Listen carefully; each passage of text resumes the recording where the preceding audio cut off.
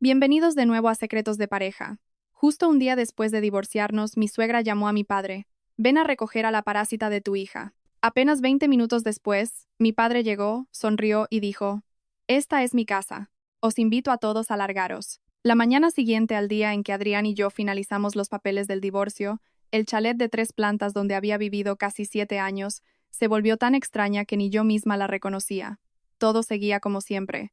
El sofá gris junto al ventanal. El reloj de pared marcando el tiempo con su ritmo constante.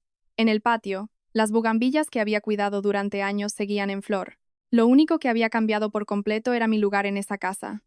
De ser una esposa y una nuera, tras una simple firma, me había convertido en la persona que querían echar por la puerta cuanto antes. Mi nombre es Lara Fuentes. Tengo 34 años. La noche anterior había metido casi toda mi ropa en 2 maletas, dejando solo algunos documentos en el despacho porque esa mañana esperaba a mi padre para resolver un asunto que teníamos pendiente. No pensaba quedarme mucho tiempo, pero Pilar, mi ex-suegra, parecía no soportar verme en la casa ni una hora más. Desde antes de las 7 de la mañana abrió de par en par la puerta principal y las ventanas del salón, y arrastró deliberadamente mis 2 maletas desde el pie de la escalera hasta el centro de la estancia. El ruido de las ruedas sobre las baldosas fue lo suficientemente fuerte como para que la asistenta en la cocina lo oyera. Incluso varios vecinos podían verlo todo a través de la cancela abierta. Se plantó con las manos en las caderas y dijo en voz alta, como para que la oyeran desde fuera, divorciada y todavía apalancada en casa ajena. ¿A qué esperas?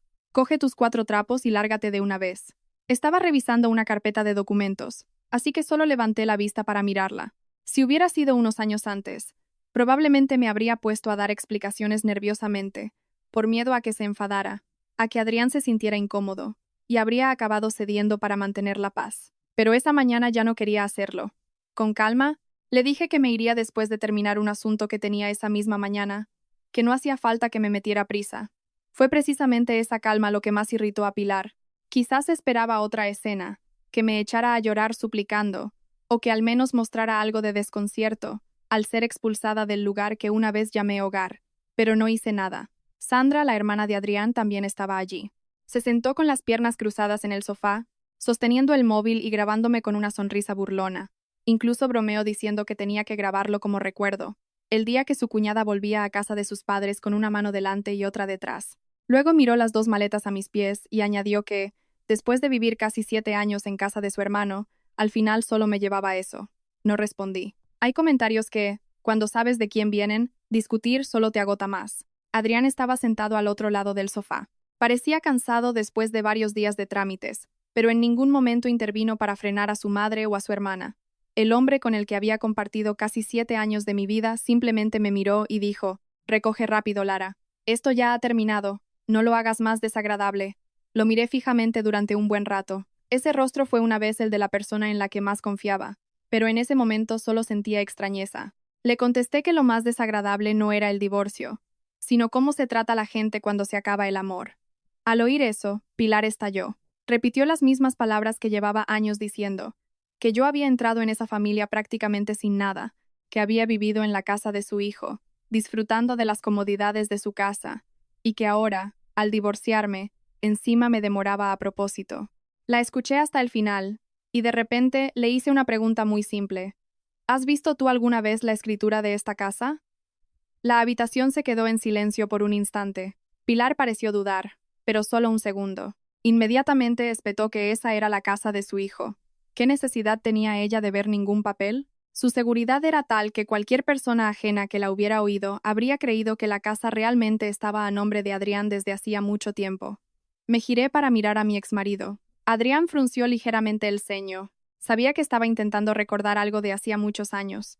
Durante todo nuestro tiempo juntos, él nunca había tenido en sus manos la escritura de la propiedad. En su mente, la casa era simplemente un lugar que mi familia nos había facilitado al principio y donde luego nos habíamos establecido. Pilar, por su parte, hacía tiempo que la había convertido en la gran adquisición de su hijo en sus conversaciones con los parientes. Al ver que yo seguía tan tranquila, sentándome incluso a servirme un vaso de agua, Pilar perdió la paciencia.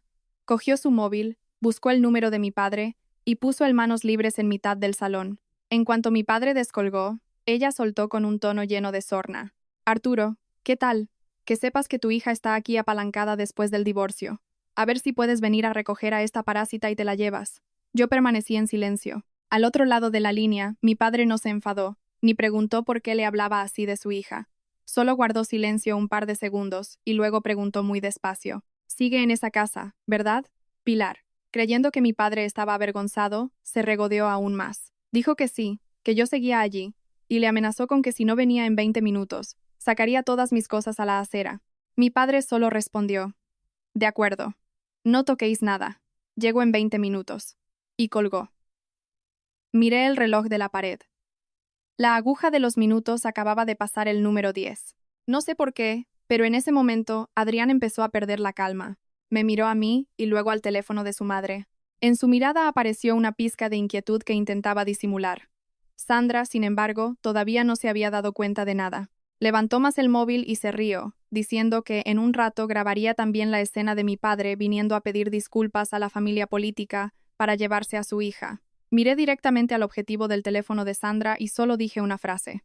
«Tú graba, pero asegúrate de grabar desde el principio hasta el final». Después de eso, no dije nada más.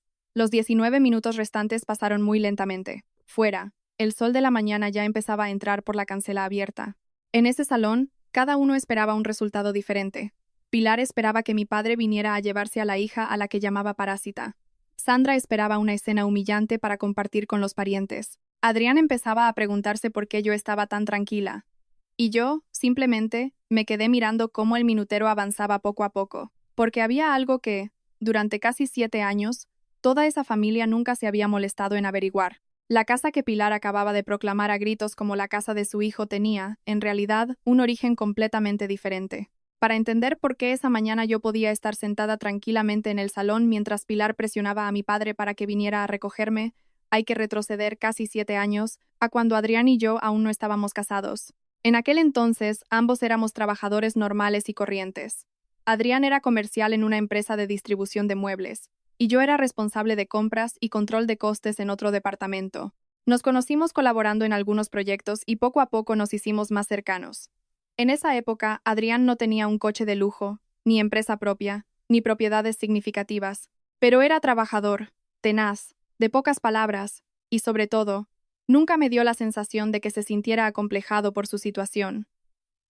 Creo que fue esa autenticidad lo que me enamoró de él. Adrián me dijo una vez una frase muy simple: «Si lo construimos juntos desde cero, lo valoraremos más». En ese momento, yo lo creí por completo. Tampoco le exigía a un hombre que tuviera casa o dinero antes de casarnos. Siempre pensé que si 2 personas se esforzaban juntas, la vida podía empezar con poco y gradualmente convertirse en mucho. La familia de Adrián vivía entonces en una casa antigua en el extrarradio. Su padre había fallecido joven, y Pilar había sacado adelante a Adrián y a Sandra sola. Por eso, Adrián quería mucho a su madre. Cada mes, al cobrar, le daba una parte de su sueldo. Para cualquier decisión, grande o pequeña, casi siempre le consultaba a ella primero. Yo solía pensar que eso era algo bueno en él. Un hombre que se acuerda de su madre es, como mínimo, una persona con principios. La primera vez que fui a su casa a conocerla, Pilar me hizo un interrogatorio sobre mi familia. No oculté nada. Simplemente le conté que mi padre tenía un almacén de materiales de construcción y que mi madre, antes maestra de primaria, ya estaba jubilada. Ese día, mis padres me llevaron en el monovolumen familiar que usaban desde hacía años. No estaba nuevo y tenía algún arañazo porque mi padre lo usaba a menudo para ir a por material. Me di cuenta de que Pilar se quedó mirando el coche un buen rato. Más tarde entendí que, desde ese mismo momento, ella sacó su propia conclusión, que mi familia tenía un negocio pequeño, para ir tirando, pero sin grandes lujos. Sabía lo que pensaba, pero no me molesté en aclararlo. En realidad, mi padre siempre ha sido una persona muy sencilla. El almacén familiar llevaba muchos años funcionando, y era un negocio estable, pero él nunca tuvo la costumbre de alardear de dinero ni de cambiar de coches solo para impresionar. Unos 3 meses antes de la boda, Adrián y yo empezamos a hablar de dónde vivir. No queríamos vivir con ninguna de las 2 familias desde el principio, así que fuimos a ver algunos pisos, pero con los ahorros que teníamos y nuestros sueldos, si pedíamos una hipoteca para un piso que nos gustara, la cuota mensual sería bastante alta. Me preocupaba que, si teníamos hijos, los gastos aumentarían, y no quería empezar el matrimonio con una deuda tan grande. Justo en ese momento, mi padre compró un chalet adosado de 3 plantas que pertenecía a un conocido. El antiguo dueño había tenido problemas económicos y necesitaba vender urgentemente para pagar deudas, así que el precio era bastante razonable. Mi padre lo compró con sus ahorros de muchos años, con la idea inicial de reformarlo un poco y alquilarlo a largo plazo. La casa no era lujosa, pero estaba bien ubicada, tenía una estructura sólida, y era lo suficientemente espaciosa para una familia pequeña. Cuando se enteró de que Adrián y yo estábamos agobiados con el tema de la vivienda, mi padre nos propuso prestarnos la casa durante los primeros años. No nos la regaló, ni dijo que fuera parte de la dote. Solo quería aliviarnos la presión al empezar nuestra vida juntos. Los gastos de suministros, manutención y conservación correrían de nuestra cuenta. Acepté, pero había algo que me preocupaba. No quería que Adrián, después de casarnos, sintiera que estaba viviendo de prestado en casa de su suegro, y mucho menos quería que en el futuro, si surgía algún problema entre las familias, alguien sacara el tema de la casa para echárnoslo en cara.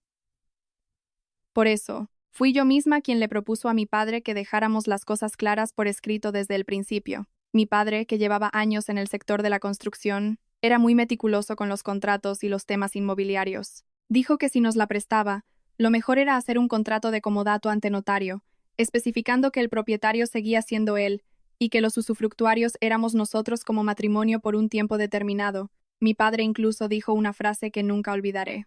El cariño y los papeles, cuanto más claros, mejor. Si está claro desde el principio, nos ahorraremos problemas en el futuro. En ese momento, me reí, pensando que mi padre era demasiado estricto. No imaginaba que un simple papel, que parecía solo una precaución, se convertiría en algo tan crucial muchos años después. Adrián estuvo presente cuando hicimos los trámites. Leyó el contrato, lo firmó sin problemas y dijo, muy contento, que por fin teníamos un lugar decente para empezar nuestra vida. No se opuso ni pareció molesto. Para nosotros en ese momento, la casa era simplemente un lugar temporal, que mi padre nos facilitaba. Después de la boda, nos mudamos. Los primeros meses fueron realmente tranquilos. Los dos trabajábamos, por las noches cocinábamos juntos, y los fines de semana comprábamos pequeños detalles para la casa. No había nadie dando órdenes, ni existían todavía las discusiones sobre quién aportaba más o menos que vinieron después. Unos 8 meses más tarde, a Pilar le diagnosticaron una artrosis de rodilla grave y tuvo que someterse a una operación. Su casa estaba lejos del hospital donde la trataban. El transporte era un incordio. Y Sandra en ese momento también estaba muy ocupada con su trabajo. Fui yo quien le propuso a Adrián que trajéramos a su madre a vivir con nosotros unos meses, para que le fuera más cómodo ir a las revisiones y para que tuviera a alguien que la cuidara. Adrián se mostró muy agradecido. Al principio Pilar fue muy cortés, diciendo que solo se quedaría hasta que pudiera caminar bien, y luego se volvería a su casa. Yo también pensé que sería así de simple. Pero una vez que su salud mejoró, nunca más se fue del todo. Al principio, solo dejó algo de ropa, luego sus zapatillas de estar por casa, su juego de té, y más tarde un pequeño armario. Poco a poco, cambió las cortinas del salón porque decía que el color antiguo no tenía vida, movió la disposición de los muebles del salón a su gusto, y se quedó con un juego de llaves de la casa sin ni siquiera preguntarme. Cada vez que venían parientes de visita, ella les decía alegremente, mi Adrián se ha comprado una casa en la ciudad. Yo me he venido a vivir con él para hacerle compañía. Lo oí en más de una ocasión.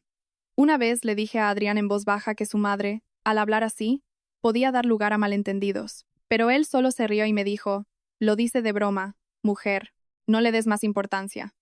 Y yo lo dejé pasar. Ese fue probablemente mi primer error en este matrimonio. Pensé que una simple frase incorrecta no merecía la pena para montar un escándalo. Pero no entendí que una mentira, si se repite lo suficiente sin que nadie la corrija, acaba convirtiéndose en verdad en la mente de quienes la pronuncian. De ser una invitada a la que yo misma había animado a venir para recuperarse de su operación, Pilar empezó a creerse que vivía en la casa de su hijo, y yo, que le había abierto la puerta, poco a poco fui relegada a la posición de una nuera que debía obedecer en la casa de mi propio padre. Desde que Pilar se recuperó por completo, el ambiente en casa empezó a cambiar de una manera muy sutil, difícil de percibir desde fuera. Al principio eran cosas pequeñas.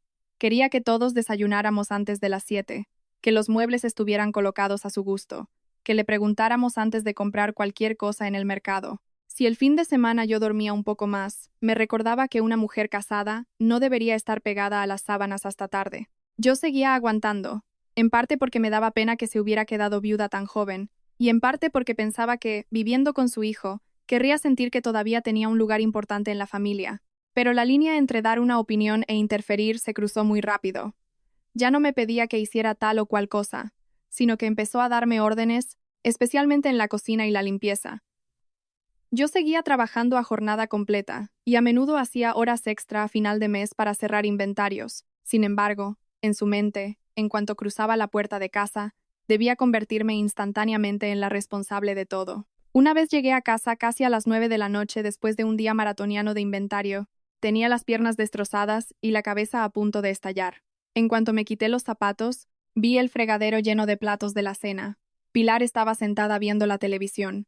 Al verme llegar, solo dijo con total naturalidad: aunque llegues tarde de trabajar, las tareas de una mujer hay que hacerlas. Me quedé quieta unos segundos y me giré hacia Adrián. Él había llegado un poco antes que yo y estaba mirando el móvil. Le pregunté si podía ayudarme a fregar los platos. Adrián levantó la vista y con voz cansada dijo: he estado todo el día de reuniones con clientes. Venga, si en 10 minutos lo tienes hecho, no es para tanto. Esos 10 minutos se convirtieron en casi 40, porque también tuve que limpiar la cocina, sacar la basura y preparar el desayuno para el día siguiente. No dije nada más, pero desde ese día empecé a entender algo. Mi cansancio. En esa casa siempre se consideraba una nimiedad. En cambio, si su madre se disgustaba por algo, se convertía inmediatamente en un problema que yo tenía que resolver. Poco después, Sandra rompió con su novio y empezó a pasar temporadas largas en casa. Al principio eran unos días, luego se convirtieron en semanas, y a veces se quedaba un mes entero. Ocupaba la habitación de invitados de la segunda planta, comía con nosotros, su ropa se lavaba con la nuestra, y los fines de semana invitaba a sus amigos. No me opuse, pensando que, como hermana de mi marido, acababa de pasar por una ruptura y necesitaba el apoyo de su familia. Pero Sandra no contribuía en nada a los gastos. Incluso una vez me pidió que le comprara productos de higiene personal y luego se olvidó de pagármelos. Tampoco se lo recordé. En aquel momento, seguía pensando de forma muy simple, que por un poco, entre familia, no merecía la pena discutir. Hasta que un día, Sandra me buscó en la cocina con los ojos rojos y el móvil en la mano temblorosa. Me confesó que se había pasado con la tarjeta de crédito comprando un móvil nuevo, cosméticos y un viaje con sus amigas. La deuda total ascendía a más de 1.500 euros. El plazo de pago vencía, y no sabía de dónde sacar el dinero. Tenía miedo de que Pilar se enterara y la regañara, así que me pidió llorando que le prestara el dinero. Me molestó un poco, pero al final le hice la transferencia. No le hice firmar ningún papel, ni se lo conté a Adrián, porque en ese momento todavía la veía como a mi hermana pequeña. Más tarde me devolvió una pequeña parte y el resto, simplemente, cayó en el olvido. Nunca más se lo reclamé. Fueron este tipo de situaciones, repetidas una y otra vez, las que hicieron que todos se acostumbraran a que yo fuera la que siempre cubría los agujeros. Por esa misma época, la casa empezó a mostrar signos de deterioro. La instalación eléctrica a veces daba problemas, el baño de la segunda planta tenía humedades y el porche del patio trasero goteaba cada vez que llovía fuerte. Como era propiedad de mi padre pero la usábamos a diario, fui yo quien lo llamó para pedirle permiso para hacer una reforma en condiciones. Mi padre aceptó de inmediato, pero él solo cubrió los gastos estructurales y de las instalaciones de luz y agua. La cocina, los armarios, el aire acondicionado, la lavadora, el frigorífico, los muebles y muchos otros electrodomésticos los compré yo con mi sueldo. No lo compré todo de golpe, sino que fui cambiando las cosas poco a poco, según mis posibilidades. El mes que tenía un extra compraba algo nuevo. Algunos gastos tuve que pagarlos a plazos para no tocar los ahorros. Después de varios meses, la casa se veía mucho más luminosa y moderna. El salón estaba recién pintado, la cocina ordenada, el patio ya no tenía goteras, y la segunda planta estaba seca. Me sentí muy feliz de que por fin, el lugar donde vivía tuviera un verdadero aire de hogar. Pero lo que más me dolió fue que, desde que la casa estaba más bonita, a Pilar le encantaba invitar a los parientes. Los llevaba a ver cada habitación, señalaba el sofá nuevo, los muebles de la cocina nuevos, y presumía de que Adrián tenía buen ojo para los negocios, y le había reformado la casa a su madre. Una vez, una tía de la familia de mi marido me miró y me preguntó en broma: ¿y tú, Lara, cuánto has aportado? Antes de que pudiera responder, Pilar soltó una carcajada. Ella, con su sueldo de oficinista, ¿qué va a aportar? Casi todo lo ha pagado mi Adrián. Esa frase me dejó helada. Miré a Adrián, esperando que corrigiera a su madre, aunque fuera con una sola frase. Él sabía perfectamente de dónde había salido el dinero, pero al final solo sonrió, incómodo, y cambió de tema como si no hubiera oído nada. Esa noche le pregunté por qué no lo había aclarado. Adrián, tumbado de espaldas a mí, guardó silencio un momento y luego respondió. El dinero es de los dos. ¿Qué más da quien lo ponga? Lo importante es que mi madre esté contenta. Fue una frase muy corta, pero la recuerdo perfectamente. Desde ese instante empecé a darme cuenta de que Adrián estaba cambiando. Ya no le importaba si la verdad era justa conmigo o no. Mientras su madre estuviera contenta y su familia pudiera aparentar ante los demás, no importaba que mi esfuerzo fuera borrado por completo. Y lo que es más grave, durante todo ese tiempo en que Pilar iba por ahí, presumiendo de que su hijo lo pagaba todo, la mayor parte de los gastos de la casa, la comida, la luz, el agua, la asistenta por horas e incluso los medicamentos que ella tomaba periódicamente se pagaban desde mi cuenta bancaria. Había meses en que los ingresos de Adrián eran irregulares y casi todos los gastos, grandes y pequeños, los cubría yo. Nunca saqué esos números a relucir para echárselo en cara. Pensaba que estaba cuidando de mi propia familia. Pero a los ojos de Pilar, lo que yo hacía no se consideraba una contribución. Era simplemente la obligación de una nuera. Y en ese momento, todavía no podía imaginar que, unos años después, la misma mujer que usaba la tarjeta suplementaria que yo le había dado para comprar sus medicinas, me señalaría con el dedo y me llamaría parásita en la casa de su hijo. Tras casi 3 años de matrimonio, nuestra vida entró en una nueva fase. Adrián ya había hecho bastantes contactos en el sector del mueble, y su trabajo como empleado por cuenta ajena le resultaba cada vez más restrictivo. Dijo que quería dejar su empleo para montar su propio taller de diseño y fabricación de muebles a medida con 2 amigos de confianza. No me opuse.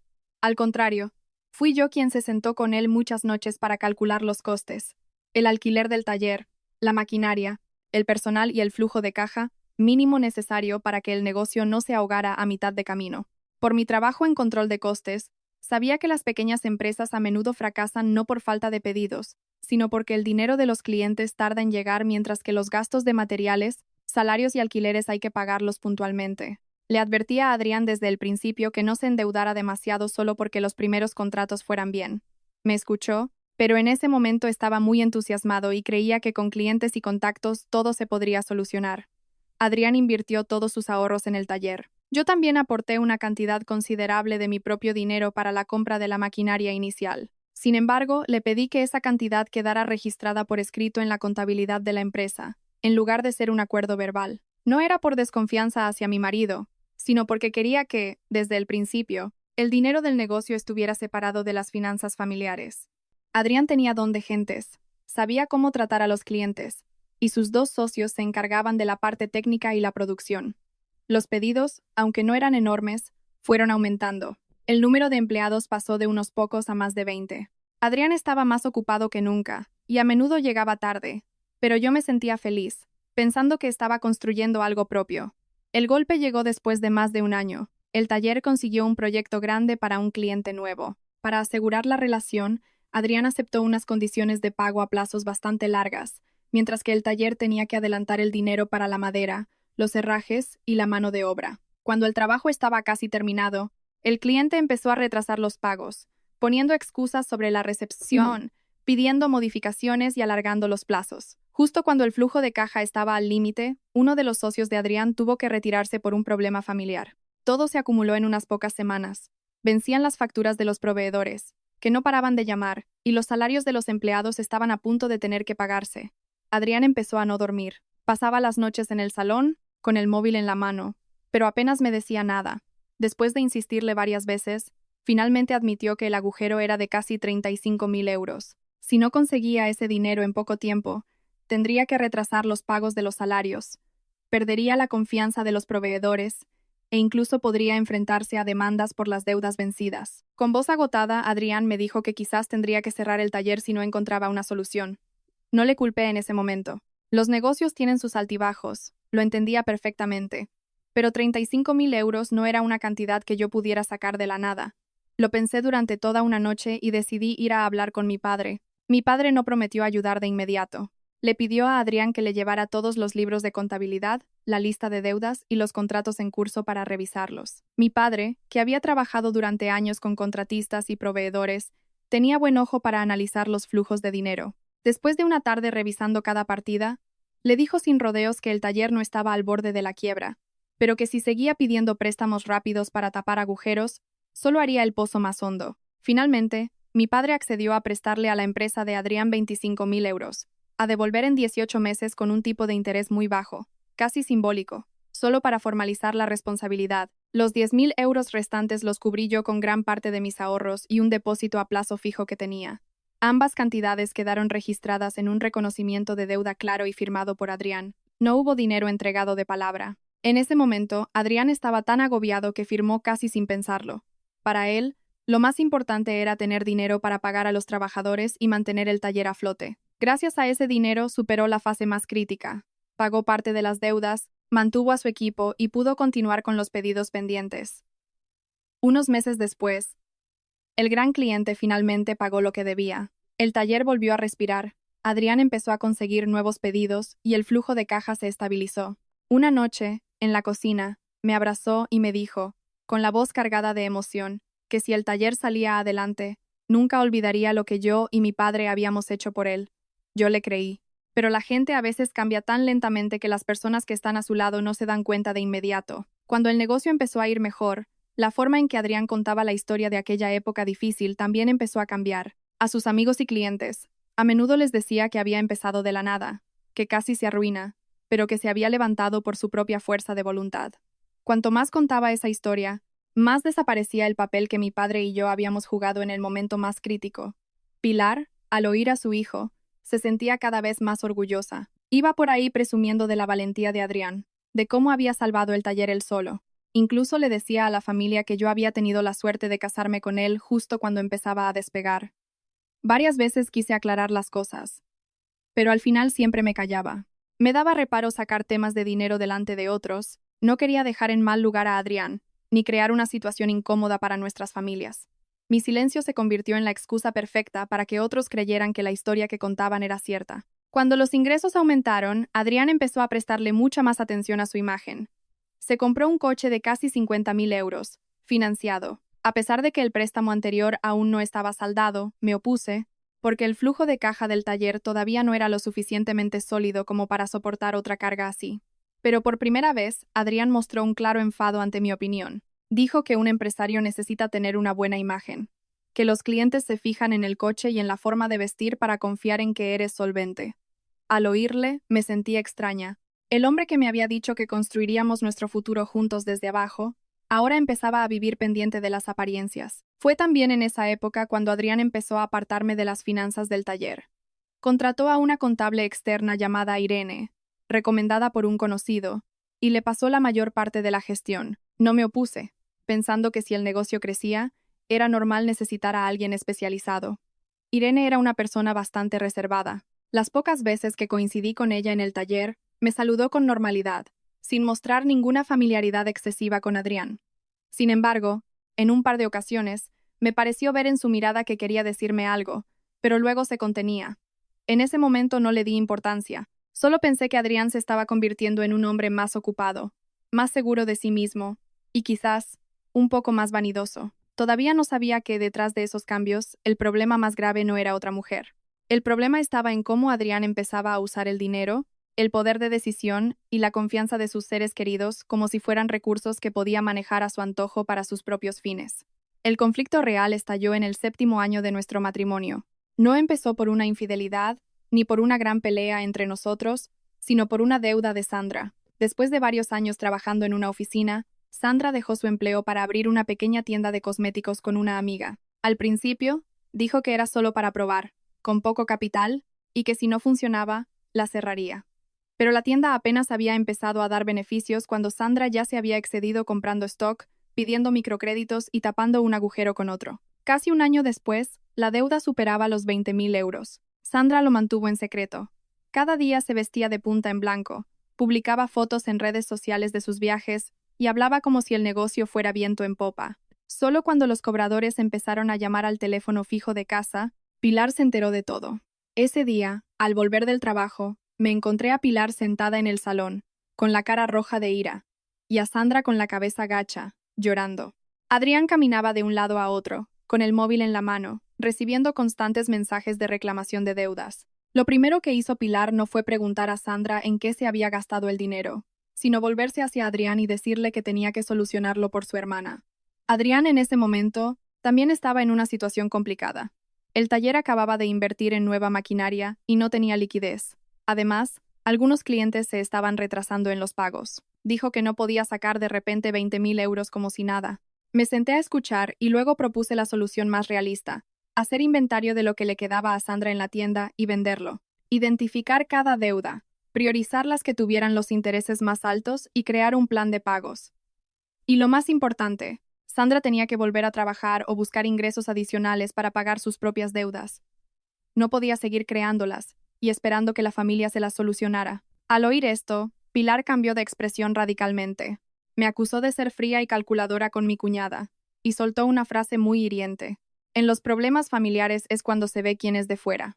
No me enfadé. Simplemente le dije que si ese día todos juntábamos dinero para pagar la deuda de Sandra, pero ella seguía gastando igual, en unos meses la historia se repetiría. Ayudar a alguien no significa borrar las consecuencias para que no asuma su responsabilidad. Al oír esto, Sandra me odió aún más.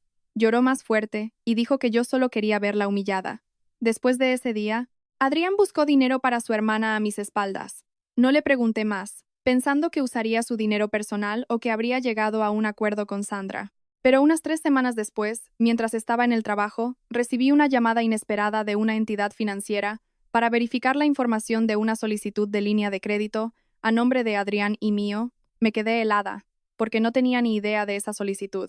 Les pedí que me enviaran una copia del expediente para revisarlo. Cuando los documentos llegaron a mi correo electrónico, se me helaron las manos. En el expediente había una fotocopia de mi DNI, mi información de ingresos, mi contrato de trabajo y una firma escaneada con mi nombre. La solicitud se había hecho para obtener capital circulante para el taller de Adrián. Lo más grave era que yo nunca había firmado esos papeles, ni había consentido en usar mi información personal para avalar ese préstamo. Inmediatamente, revisé el historial de transacciones. Una parte del dinero, una vez concedido, se había transferido a la cuenta de Sandra. Esa noche, puse todas las copias impresas del expediente sobre la mesa, delante de Adrián. Él las miró y no lo negó. Dio, solo tomé prestado tu nombre porque tu perfil de ingresos era mejor, y así era más fácil que aprobaran la línea de crédito. Y añadió, convencido, en unos meses, cuando el taller cobre, lo devolveré todo. No tendrás que preocuparte por nada. Escuché esa tranquilidad y no podía creerlo. Le pregunté por qué un préstamo solicitado para capital circulante del negocio tenía una transferencia a la cuenta de su hermana. Adrián empezó a perder la paciencia. Dijo que era su dinero y que lo usaba para los asuntos de su familia, que no tenía por qué fiscalizar cada euro. Las palabras "su familia" me dejaron fría. Durante casi 7 años, había pagado los gastos de la casa, los medicamentos de su madre, le había prestado dinero a su hermana, había invertido capital en su taller y lo había rescatado cuando estuvo a punto de quebrar. Y ahora, cuando el asunto del dinero salía a la luz, en una frase inconsciente, me separaba de su familia como si yo fuera una extraña. Le exigí que a la mañana siguiente fuéramos juntos a la entidad financiera para corregir el expediente, y que Sandra firmara un reconocimiento de la cantidad que había recibido, para que en el futuro nadie pudiera convertir esa deuda en una obligación de ambos. Pilar, que escuchó la conversación, se metió. Me acusó de humillar a su hijo por 4 duros y repitió una y otra vez que entre familia no hacían falta papeles. Por primera vez, no me callé. Le dije muy claramente que, precisamente por ser familia, nadie tenía derecho a usar el nombre de otro para pedir un préstamo sin preguntar. La discusión de ese día fue la más grande que habíamos tenido nunca. Pilar decía que yo había cambiado. Adrián decía que yo siempre estaba sospechando y convirtiendo todo en un asunto de contabilidad. Y yo solo veía una cosa muy simple. Habían usado mi confianza como si fuera un activo del que podían disponer cuando les viniera bien. Esa noche, mientras estaba sola en mi habitación, recibí un mensaje de Irene, la contable. Solo decía: Lara, si ya sabes lo del préstamo, deberías revisar también los extractos del taller de los últimos 3 meses. La llamé, pero no me cogió el teléfono. Unos minutos después, me envió otro mensaje. Hay algunos gastos que Adrián justificó como costes de obra, pero no encuentro las facturas correspondientes. Leí esas 2 líneas una y otra vez. A la mañana siguiente, le pedí a Adrián que me enseñara la contabilidad del taller. Se negó, diciendo que había cambiado la contraseña del software y que yo no tenía derecho a interferir en su empresa. Le recordé que una empresa que había usado mi nombre, mis ingresos y mi firma para obtener un préstamo era una empresa sobre la que no solo tenía derecho a saber, sino también la responsabilidad de saber. Adrián no se disculpó, solo dijo con frialdad: la vida contigo es cada vez más asfixiante. Siempre estás con el dinero y los papeles por delante. Pilar aprovechó esa frase al instante y, dirigiéndose a su hijo, sentenció: «Una mujer que no rema a favor de la familia de su marido no sirve para nada». No respondí. Desde ese día, la idea del divorcio dejó de ser solo un enfado pasajero en mi cabeza. El hecho de que Adrián hubiera usado mi nombre para pedir un préstamo me hizo, por primera vez, revisar todos los documentos antiguos. En mi pequeño archivador, encontré la copia del contrato de comodato de la casa, el reconocimiento de deuda de los 25.000 euros de Adrián y todos los documentos financieros que durante años nunca pensé que necesitaría. No los saqué para confrontarlos de inmediato. Simplemente hice copias de todo. Cambié las contraseñas de mis cuentas personales y empecé a separar mis obligaciones financieras del taller. Casi a medianoche, me senté sola frente a 3 carpetas: los papeles de la casa, el préstamo de mi padre y los primeros extractos relacionados con el taller. Por primera vez, entendí que este matrimonio no solo se estaba rompiendo por una suegra difícil o unas palabras despectivas. Debajo de todo eso había un problema mucho más grande. Miré los papeles durante mucho tiempo y me dije a mí misma: si de verdad quieren que me vaya de sus vidas, esta vez me iré. Pero antes de irme, todo volverá a tener el nombre que le corresponde. Después de esa noche frente a las 3 carpetas, apenas dormí, pero en lugar de bajar corriendo al salón para interrogar a Adrián, decidí hacer algo que rara vez había hecho en mi matrimonio: investigar con calma antes de reaccionar. Hice copias de seguridad de los documentos del préstamo a mi nombre, guardé el historial de transferencias que me habían proporcionado y capturé las conversaciones antiguas en las que Adrián me pedía que firmara o confirmara algunos papeles. No quería que, una vez más, mis emociones me impidieran ver lo que tenía que ver con claridad. A la mañana siguiente, pedí media jornada libre y quedé con Irene en una pequeña cafetería cerca del taller. Irene no quería verme en la empresa por miedo a que Adrián supiera que había hablado conmigo. Llegó casi 20 minutos tarde, con cara de cansada y una carpeta fina bajo el brazo.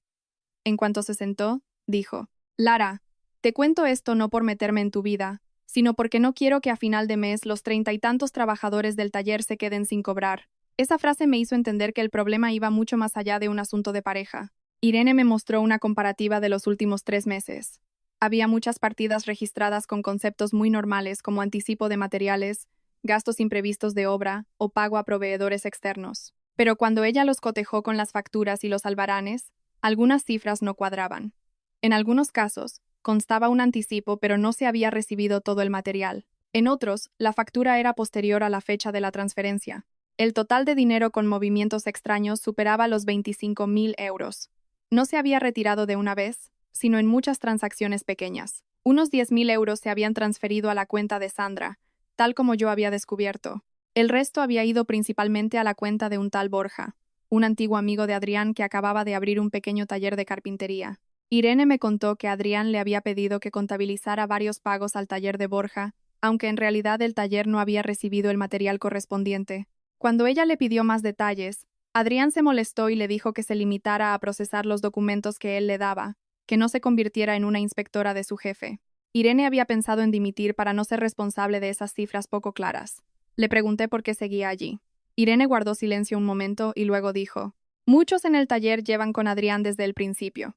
Algunos han pedido un préstamo para reformar su casa, otros tienen hijos pequeños. Si me voy ahora que las cuentas están más liadas, cuando falte dinero para los sueldos o se acumulen las deudas, los primeros perjudicados no serán Adrián, sino ellos». Desde ese momento, mi percepción de Irene cambió por completo. Pilar había insinuado varias veces que una mujer que trabaja como contable para un jefe difícilmente mantiene una relación puramente profesional. Yo misma había tenido mis dudas, pero la mujer que tenía sentada enfrente no era alguien que quisiera meterse en mi familia. Era una profesional que intentaba evitar que las cifras se manipularan demasiado. Le pregunté directamente a dónde había ido el resto del dinero. Irene negó con la cabeza y dijo que no tenía pruebas suficientes para afirmarlo, pero que hacía un mes había visto entre los papeles de Adrián un contrato de arras para la compra de un pequeño apartamento a nombre de Pilar. Adrián le había pedido después que no guardara una copia escaneada en el ordenador de la empresa. Al oír eso, se me helaron las manos. Durante todo ese tiempo, Adrián no paraba de decir que el taller iba justo, que tenía que pagar la maquinaria, que tenía que cuidar de sus trabajadores. Y mientras tanto, en paralelo, mi suegra estaba a punto de tener un apartamento propio. Empecé a atar cabos. El préstamo a nombre del matrimonio entraba en el taller. Una parte iba a parar a Sandra, otra al taller de Borja, y el apartamento de Pilar aparecía justo en ese mismo periodo. No podía concluir que Adrián hubiera cometido un delito, pero el simple hecho de que estuviera usando el flujo de caja de la empresa y mi información personal para fines que yo desconocía fue suficiente para que mi última pizca de confianza se desmoronara. Le pedí a Irene que solo me mostrara los documentos a los que tenía acceso legalmente por su trabajo. Le dije que bajo ningún concepto robara expedientes, borrara datos o se metiera en problemas por ayudarme. Irene asintió y añadió algo que me hizo cambiar mis planes para ese día. Ayer Adrián me preguntó si había alguna manera de quitar tu nombre del expediente del préstamo sin que tuvieras que estar presente. Salí de la cafetería y fui directamente a la entidad financiera. Después de revisar mi caso, el empleado me confirmó que el expediente no podía modificarse sin mi firma presencial. Incluso me indicaron cómo redactar un escrito para dejar constancia de que no autorizaba ninguna nueva obligación basada en ese expediente. Lo firmé en el acto. Al volver a casa por la tarde, descubrí que el cajón de mi despacho había sido revuelto. Los papeles estaban desordenados y la fotocopia del contrato de comodato de la casa no estaba en su sitio. Por suerte, el original siempre lo había guardado mi padre. Pregunté quién había entrado en la habitación.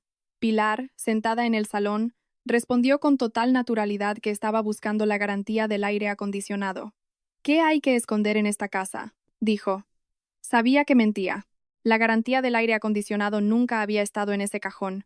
Esa noche, Adrián intentó suavizar las cosas de nuevo. Dijo que los trapos sucios se lavan en casa, que el tema del préstamo lo iría solucionando poco a poco. Me aconsejó que no metiera a gente de fuera para no complicar más las cosas.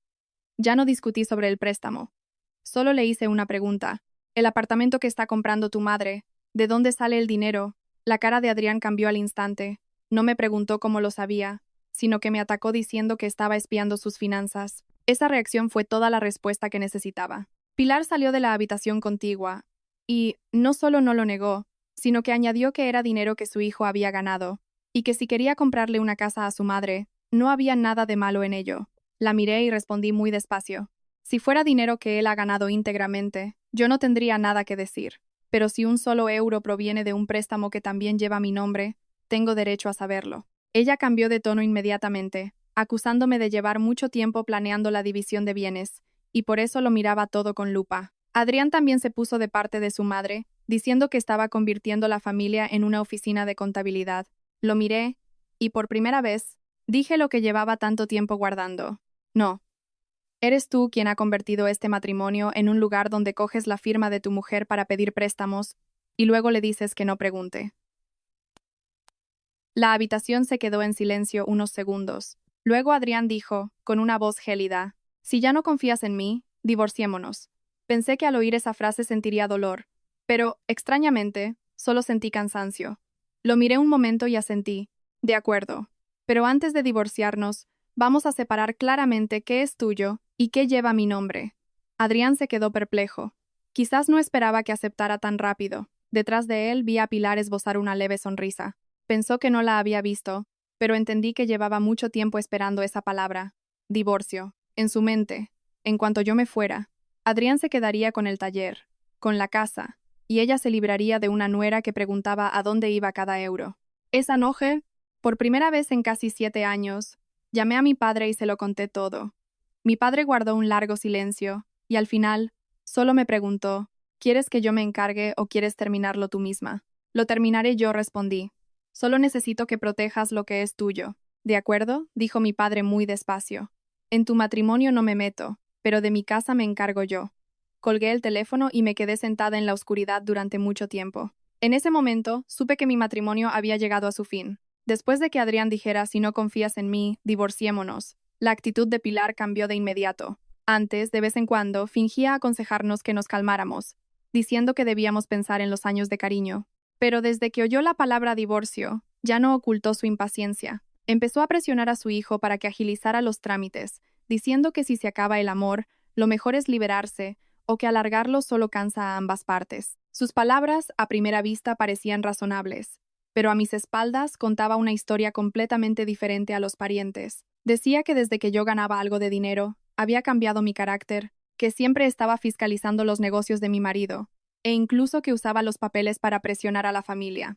Sandra también se unió al coro, recordando cómo le había exigido que firmara un reconocimiento de su deuda como prueba de que yo era una persona demasiado calculadora. En poco tiempo, a ojos de algunos parientes de su familia, Me convertí en la mujer fría que, por dinero, había llevado su matrimonio a la ruina. Me enteré de todo eso, pero no me molesté en ir desmintiéndolo persona por persona.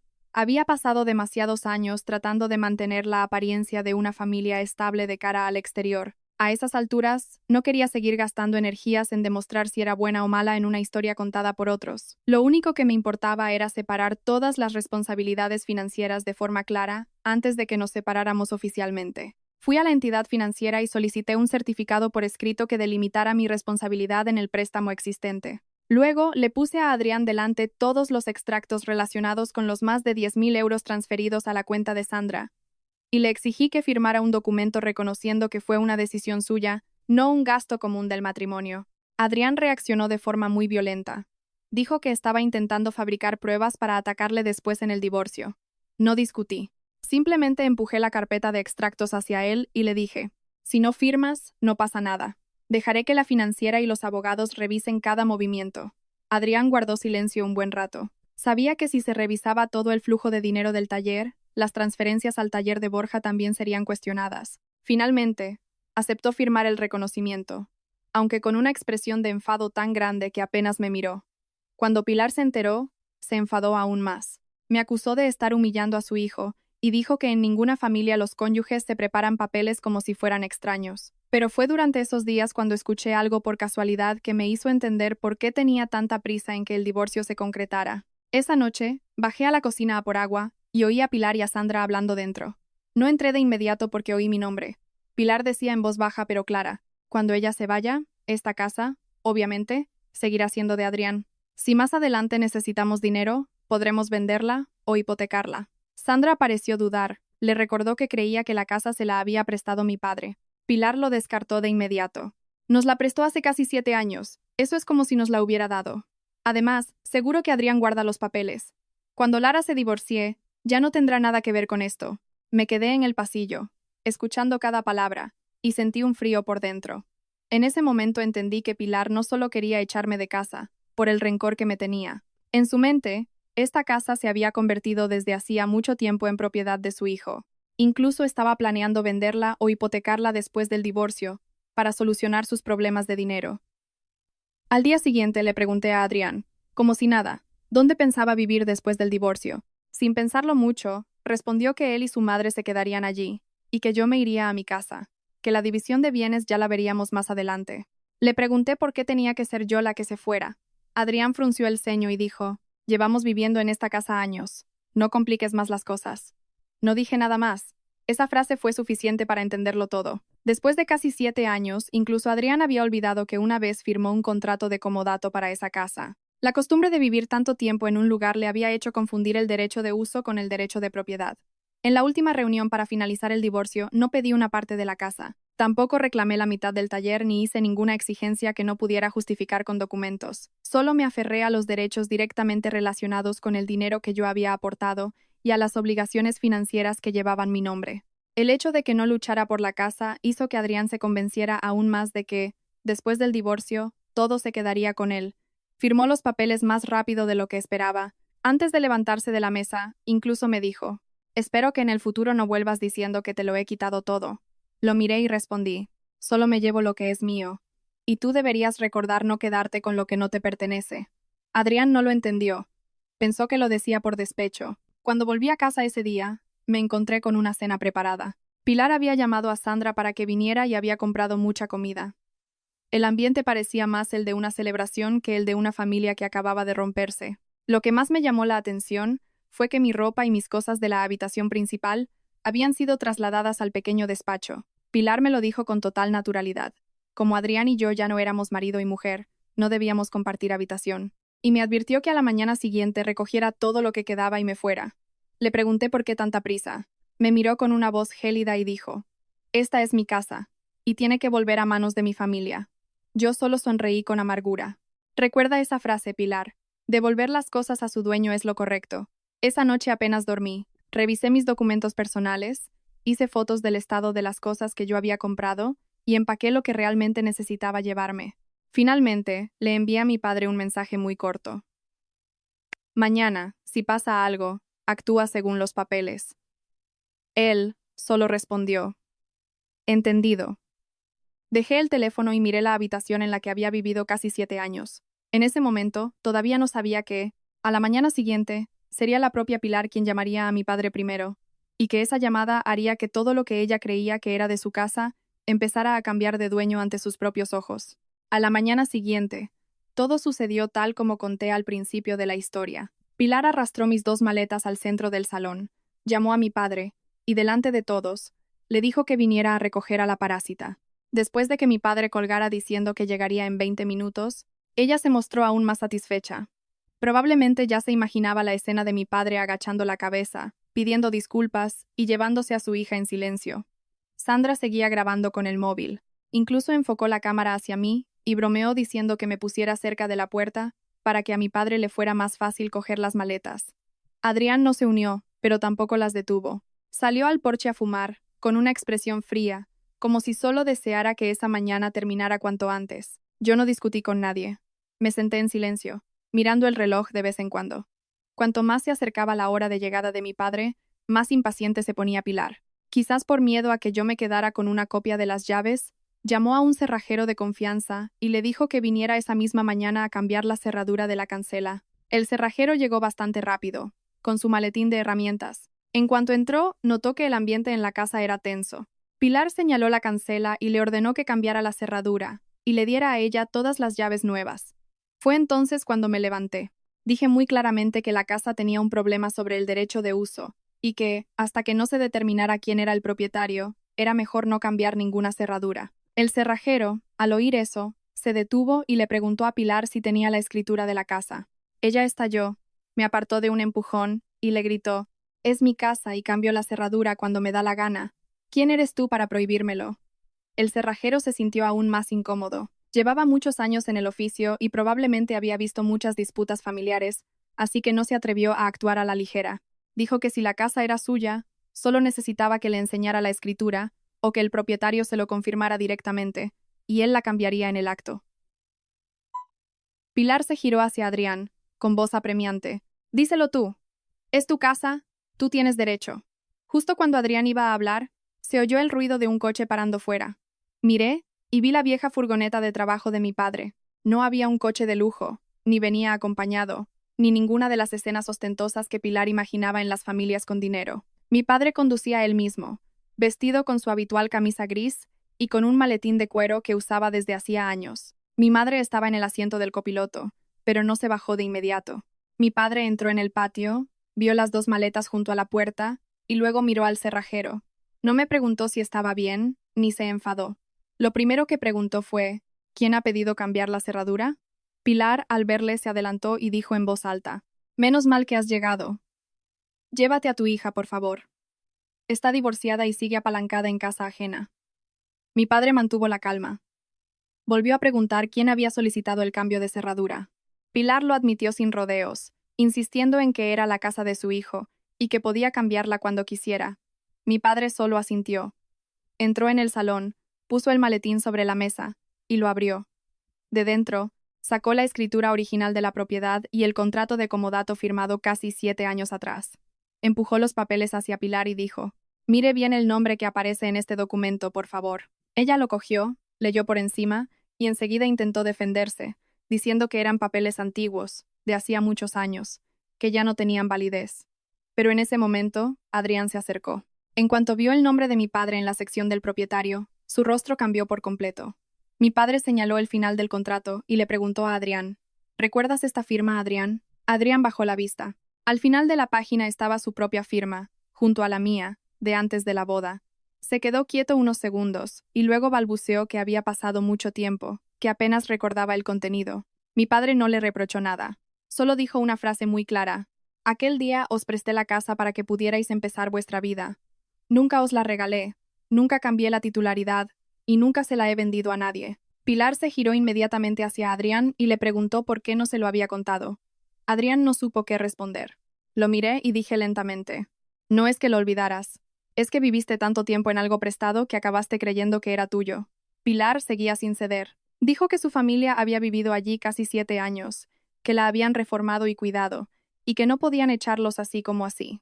Mi padre sacó entonces otra carpeta con las facturas de la reforma estructural, la instalación eléctrica y la impermeabilización que él había pagado en su día. Dijo que los muebles y electrodomésticos, quien los hubiera comprado, que lo demostrara, pero que la propiedad de la casa estaba clara en los papeles. Pilar empezó a descargar su ira contra mí. Me señaló y dijo que yo había tendido una trampa a toda la familia, que lo sabía todo y había guardado silencio durante años mi padre. Por primera vez, alzó un poco la voz. Nadie te ha tendido una trampa. Hace 7 años tu hijo firmó este documento. Quienes no habéis querido recordarlo habéis sido vosotros. Ella seguía insistiendo en que, aunque la casa fuera de mi padre, yo ya estaba divorciada, que él se llevara a su hija y que su familia seguiría viviendo allí. Fue entonces cuando mi padre la miró fijamente y le preguntó: «Tú me has llamado para que venga a recoger a mi hija de esta casa, ¿correcto?» «Correcto», respondió Pilar de inmediato. Mi padre asintió. No gritó, pero cada palabra fue rotunda. «Pues te lo voy a decir claro. Esta es mi casa. Mi hija no es alguien a quien tú tengas derecho a echar. Y si tanto te gusta hablar de quién tiene que irse, os invito a ti y a toda tu familia a que os marchéis». La habitación se quedó en un silencio sepulcral. Sandra, que estaba grabando, bajó el móvil. Adrián se acercó rápidamente a mi padre, pidiéndole que se calmara, diciendo que su madre estaba alterada, y pidiendo unos días para organizarse. Mi padre no es una persona desalmada. Dijo que no iba a echar a la calle a una persona mayor de la noche a la mañana. El contrato de uso de la casa había perdido su validez al terminar el matrimonio, pero les daba 3 días para sacar todas sus pertenencias. Durante ese tiempo, nadie podía cambiar la cerradura, alquilar, vender o llevarse nada que no pudiera demostrar que era de su propiedad. Pilar no mostró ninguna gratitud. Siguió gritando que yo lo había planeado todo desde el principio, que solo esperaba el día del divorcio para que mi padre viniera a echarlos. La miré, ya sin la rabia de antes, y le dije: «Si lo hubiera planeado, habría recuperado la casa hace mucho tiempo. Me quedé casi 7 años porque una vez pensé que esto era una familia». Justo en ese momento, mi madre entró desde el patio. Miró mis 2 maletas, luego a Pilar, y dijo con voz suave: «Que mi hija haya aguantado tanto no significa que no tenga padres». El ambiente acababa de calmarse un poco cuando mi teléfono sonó. Era Irene. En cuanto contesté, su voz sonó alarmada. «Lara, ha venido gente al taller a llevarse las máquinas. Los trabajadores los han parado, pero dicen que el taller va a cerrar». Me giré inmediatamente para mirar a Adrián. Su rostro, que ya estaba pálido por lo de la casa, cambió de nuevo. Y en ese instante entendí que el espectáculo de esa mañana aún no había llegado a su fin. Apenas escuché a Irene decir que alguien estaba intentando llevarse las máquinas del taller, le pedí que me explicara la situación con detalle. Ya no era la esposa de Adrián ni tenía poder en su empresa, así que no podía simplemente presentarme allí y detenerlo todo por una simple sospecha. Irene me contó: «Esta mañana temprano, Borja envió un camión con una lista de 4 máquinas que, según él, debían ser trasladadas a su taller. Los trabajadores, al verlo, se preocuparon mucho porque todavía no les habían pagado las horas extras del mes pasado. El que se plantó delante del camión fue Manolo, el encargado, que lleva con Adrián desde el principio. No se puso violento, simplemente exigió a la gente de Borja que le mostraran una orden de salida o un albarán de entrega debidamente firmado. Como no pudieron presentarlo, Manolo y otros trabajadores se pusieron delante y dijeron claramente: «Las máquinas son de la empresa, y sin papeles de la empresa, de aquí no sale nada». Al oír eso, Adrián cogió las llaves del coche de un manotazo. Lo miré y le pregunté por qué se llevaba las máquinas precisamente esa mañana. Respondió rápidamente que las máquinas las había comprado su empresa, que tenía derecho a trasladarlas donde quisiera y que no era asunto mío. No entré en una discusión. Solo le recordé que entre la maquinaria del taller había activos registrados en la contabilidad y algunos que aún no estaban completamente pagados a los proveedores. Trasladarlos requería documentación. De lo contrario, sus propios empleados no sabrían si estaban protegiendo los bienes de la empresa o viendo cómo se los llevaban. Adrián, cada vez más nervioso, llamó directamente a Irene. La acusó de airear los asuntos internos y la amenazó con despedirla. Irene, al otro lado de la línea, mantuvo la calma y respondió: «Puedes despedirme si quieres, pero antes de irme, tengo que entregar la contabilidad con todo en regla». Esa respuesta enfureció aún más a Adrián. Yo, por mi parte, entendí que Irene ya estaba preparada para lo peor. Mi padre, que había escuchado todo, no intervino en la discusión. Solo me recordó que mi matrimonio había terminado y que no debía dejarme llevar por la ira y actuar más allá de mis derechos. Asentí. No tenía intención de ir al taller a quedarme con nada, pero como la empresa de Adrián todavía le debía a mi padre los 25.000 euros del préstamo, Él al menos tenía derecho a saber qué se estaba haciendo con los activos que garantizaban esa deuda. Cuando llegamos, el camión seguía parado en la puerta. Un grupo de trabajadores esperaba en corrillos, todos preocupados pero sin armar jaleo. Borja estaba junto a la cabina del camión, instando a sus hombres a que esperaran un poco más. Manolo se mantenía firme en su exigencia. ¿Sin papeles? Las máquinas no se movían. En cuanto Adrián se bajó del coche, gritó: ¿Quién te paga el sueldo para que te atrevas a cerrar la puerta? Manolo no se inmutó. Lo miró y dijo: Tú me pagas el sueldo, y me lo tienes que pagar completo. Y esta máquina la instalé yo el primer día. Dame la orden de salida y yo mismo te abro la puerta. Adrián no pudo presentar ningún papel.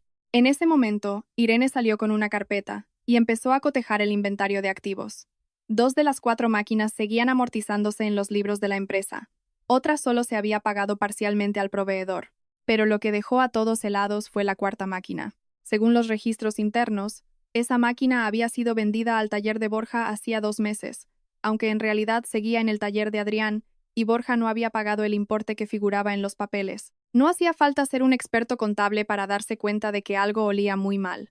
Le pregunté a Adrián por qué había vendido una máquina en pleno uso a un precio tan bajo. Evitó la pregunta, diciendo que era una decisión empresarial y que yo ya no tenía derecho a preguntar. Boria, mientras tanto, empezaba a perder la paciencia. Probablemente no esperaba que la operación fuera interrumpida delante de todos los trabajadores. Se giró hacia Adrián y le dijo, molesto: Me dijiste que los papeles estaban en regla, por eso traje el camión. Ahora no me metas en tus problemas familiares. Esa simple frase cambió el ambiente por completo. Adrián miró a Borja con furia, y Borja se calló de inmediato. No pregunté más sobre su acuerdo. Mi padre tampoco amenazó con denuncias ni nada parecido. Simplemente le pidió a Adrián que recordara el contrato de préstamo de los 25.000 euros. Mi padre nunca había exigido el pago por adelantado, pero si la empresa tenía problemas de liquidez, y aún así estaba sacando activos con documentación irregular, se vería obligado a pedir una auditoría completa. Al oír esto, Adrián explotó. Dijo que todo el mundo le estaba acorralando. Yo, Irene, e incluso sus propios trabajadores. Lo miré y le dije: Nadie te está acorralando. Son tus propias firmas las que te están rodeando. En ese momento, un trabajador mayor se acercó. Sabía que llevaba muchos años en el taller, aunque siempre había sido muy callado. Contó que el mes anterior su hijo había sido hospitalizado de urgencia y, como la empresa se había retrasado con el sueldo, fue Irene quien le adelantó parte del dinero de su propio bolsillo para pagar los gastos del hospital. No regañó a Adrián, solo suspiró y dijo: Creo que fue esa frase lo que más le dolió, porque las personas que tenía delante no eran sus enemigos. Eran personas que habían confiado en él durante tanto tiempo que ahora temían quedarse sin trabajo al día siguiente. Propuse que se detuviera el traslado de las máquinas hasta que la documentación estuviera clara. El dinero que quedara en el taller debía priorizarse para los sueldos y los gastos de los pedidos en curso, en lugar de seguir sacando activos mientras nadie entendía lo que estaba pasando. Mi padre también fue claro. No exigiría la devolución anticipada del préstamo, siempre y cuando Adrián fuera transparente con el flujo de caja y no siguiera sacando activos con documentación incompleta. Adrián, sin muchas opciones, tuvo que aceptar. Borja, furioso, ordenó a sus hombres que se subieran al camión. Antes de irse, se giró y le lanzó una última frase a Adrián: Lo del apartamento de tu madre, arréglalo tú. Yo no me meto más. Irene y yo miramos a Adrián casi al mismo tiempo. Su rostro se tensó al instante. Solo le hice una pregunta. Marmentante. Marmentante de limante. Marmentante. Marmentante. Marmentante. Ese apartamento, ¿con qué dinero se compró realmente? Adrián no respondió. Irene tampoco sacó conclusiones precipitadas. Solo dijo que, si se le permitía revisar todos los movimientos bancarios, podría aclarar cada partida. Justo en ese momento, el teléfono de Adrián sonó de nuevo. Era la inmobiliaria, recordándole que el segundo pago del apartamento estaba a punto de vencer. Mientras tanto, la casa que él creía que sería suya después de que yo me fuera, tenía solo 3 días antes de tener que ser devuelta a mi padre.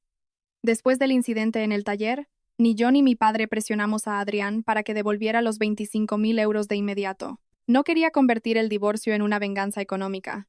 Mi objetivo era muy claro.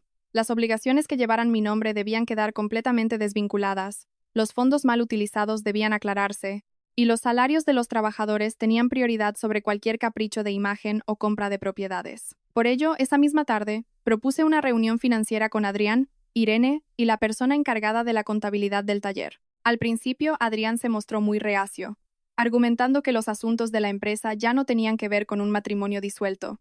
Pero cuando le recordé que el expediente de préstamo de la empresa se había basado en mi información y en una firma escaneada a mi nombre, no tuvo más remedio que aceptar. La historia del apartamento de Pilar ya no se podía ocultar. Después del desliz de Borja delante de todos, ella se vio obligada a admitir que, 2 meses antes, Adrián había pagado la señal de un apartamento de 2 dormitorios en una urbanización nueva. Mantuvo una actitud desafiante, diciendo que era un regalo que su hijo le había hecho, y que como yo ya estaba divorciada, no tenía derecho a preguntar. No discutí con ella. Simplemente dejé que Irene rastreara cada transacción. El resultado de la auditoría ensombreció el ambiente de la sala. El dinero de la señal del apartamento no se había transferido directamente desde la cuenta del taller a la inmobiliaria. Adrián había hecho 3 pagos al taller de Borja con el concepto de anticipo por trabajos. Luego, la mayor parte de ese dinero fue transferido por Borja de vuelta a la cuenta personal de Adrián como devolución. Fue desde esa cuenta personal desde donde Adrián pagó la señal del apartamento para su madre.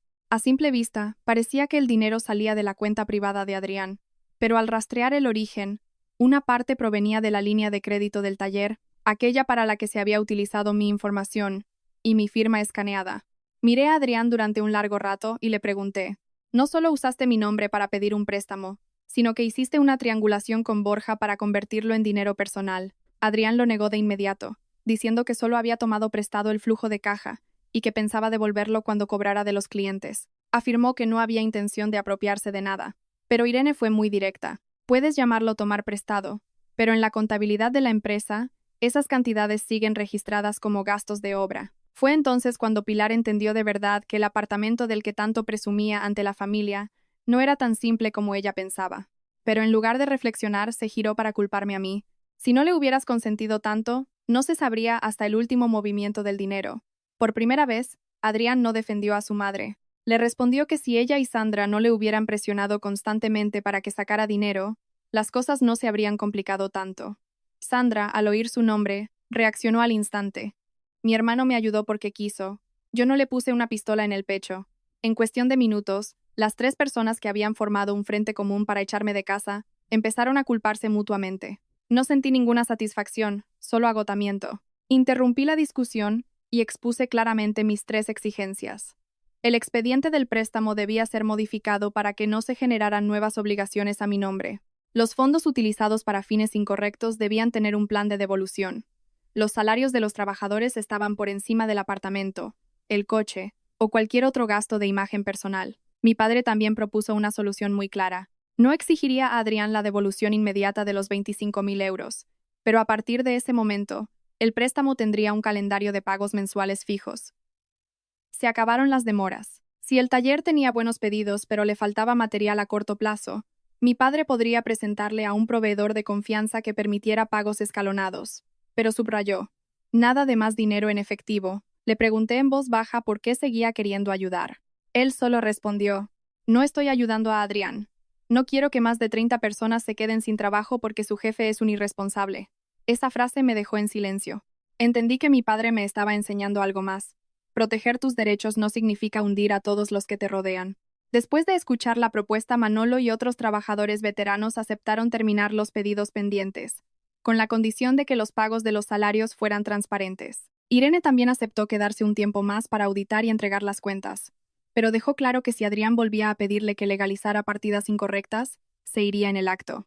Adrián, sentado entre las personas que lo habían salvado en silencio, su exmujer, su exsuegro, su contable y sus trabajadores, probablemente se dio cuenta por primera vez de que ya no podía usar las palabras familia o negocio para justificar sus decisiones. Pero Pilar vio las cosas de otra manera. Empezó a creer que la única razón por la que la familia estaba en esa situación era porque yo guardaba demasiados papeles. Esa noche, mientras preparaba sus cosas para irse de la casa de mi padre, le dijo en secreto a Sandra que tenían que encontrar mi viejo ordenador portátil. En su mente, todas las pruebas, extractos y documentos que acorralaban a Adrián estaban allí. Sandra al principio dudó.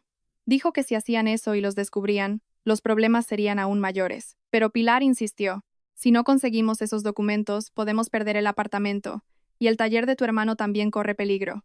Esa noche, yo ya dormía en casa de mis padres. Cerca de las 11, Mi móvil me notificó un movimiento detectado por las cámaras de seguridad de la puerta y del pasillo de la segunda planta.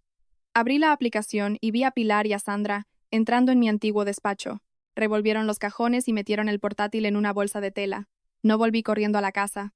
Llamé directamente a Adrián, le envié el vídeo y le dije en un tono cortante: te doy 10 minutos para que dejes el portátil donde estaba. Si no, esto dejará de ser una pelea familiar. Adrián, al ver el vídeo, se quedó blanco. Subió corriendo las escaleras. A través del teléfono oí a Pilar seguir discutiendo, diciendo que las cosas de su casa tenía derecho a cogerlas. Por primera vez, Adrián le gritó a su madre: la casa no es tuya, y el portátil tampoco. ¿Cuántas cosas más de otros piensas coger antes de parar? La habitación se quedó en silencio. Sandra, asustada, devolvió el portátil a la mesa, y de repente se echó a llorar. Confesó que Pilar le había pedido antes que buscara el contrato de la casa para ver si había algún documento que ayudara a Adrián a quedársela después del divorcio. Incluso dijo que su madre había planeado alquilar la primera planta después de que yo me fuera para pagar parte de las deudas. Lo escuché todo sin intervenir. A la mañana siguiente, volví a la casa para recoger mis últimas pertenencias. Pilar ya no me gritaba como el día anterior, pero su mirada seguía llena de resentimiento. Solo le dije: tú misma dijiste que yo era una extraña. Pues a partir de hoy, comportémonos como extraños. Lo que es de cada uno, que vuelva a su dueño. Las deudas de cada uno, que las pague cada uno. No respondió. Fuera, en el patio. Mi padre ayudaba a un operario a desmontar el escritorio que yo había comprado hacía años. Me preguntó si quería llevármelo. Miré el escritorio un momento y negué con la cabeza. Solo me llevo los papeles y la ropa, papá. El resto no merece que vuelva ni una sola vez más. Al salir por la cancela, entendí que la batalla por la casa había terminado, pero las consecuencias del dinero mal utilizado, del apartamento que Pilar intentaba conservar a toda costa, y del taller que Adrián creía poder manejar a su antojo, no habían hecho más que empezar. Una vez que todos los papeles de la casa quedaron claros, la familia de Adrián ya no tenía ninguna excusa para seguir allí. Mi padre cumplió su palabra. Les dio tiempo suficiente para recoger sus cosas, sin prisas, sin enviar a nadie a la puerta para presionar, y sobre todo sin intentar humillar a nadie. Incluso el último día, al ver que Pilar caminaba con dificultad porque había tenido la tensión alta, le sugerí a mi padre que le diera medio día más para terminar la mudanza. Mi padre me miró y dijo en voz baja: defender tus derechos no significa que tengas que pisotear a los demás. Ellos se equivocaron y deben asumir las consecuencias. Pero no nos convirtamos en personas como ellos. Esa frase se me quedó grabada. Quizás porque durante casi 7 años como nuera, había confundido la amabilidad con la sumisión. Ahora que estaba fuera de ese matrimonio, no quería que un efímero sentimiento de revancha me convirtiera en alguien fría y cruel. Sin embargo, para Pilar, la casa de mi padre ya no era su principal preocupación. Lo que le quitaba el sueño era el apartamento nuevo que Adrián le había apalabrado. Según el contrato, en poco más de una semana tenía que hacer un segundo pago importante. Si no conseguía el dinero, se enfrentaría a las penalizaciones del contrato. El dinero que tenía no era suficiente, y Adrián, obligado a regularizar las finanzas del taller, ya no podía sacar dinero a su antojo. Los trabajadores esperaban sus salarios, los proveedores reclamaban sus deudas y los pedidos pendientes requerían inversión para ser completados. Por primera vez, Pilar se enfrentaba a una situación en la que su frase "ya se encargará Adrián" no solucionaba nada. Se volvió hacia Sandra. Esa noche, entre cajas de mudanza esparcidas por el salón, le dijo que vendiera su moto nueva y algunas de sus prendas de marca para juntar dinero para el apartamento. Sandra reaccionó al instante. Dijo que su hermano ya había tenido que cargar con parte de sus deudas anteriores y que ahora el apartamento era un asunto de su madre, no podía exigirle que vendiera todo para salvarlo. Pilar se enfureció y la llamó desagradecida. Le echó en cara cómo la había criado y educado, y le dijo que si en un momento difícil para la familia le dolía deshacerse de una simple moto, no era digna de ser su hija. En el pasado, quizás Sandra se habría callado o habría acudido a Adrián en busca de ayuda. Pero esta vez no cedió. Miró a su madre y de repente dijo: antes también le decías a Lara que tenía que sacrificarse por la familia. Ahora que ella se ha ido, ¿vas a empezar a exigirme a mí que me sacrifique?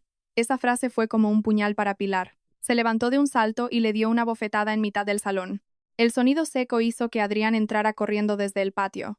Apartó a su hermana, y por primera vez, se interpuso entre ella y su madre. No gritó, pero su voz fue muy firme. Para allá, mamá. Siempre quieres que otros carguen con tus problemas. ¿Cuándo va a ser suficiente?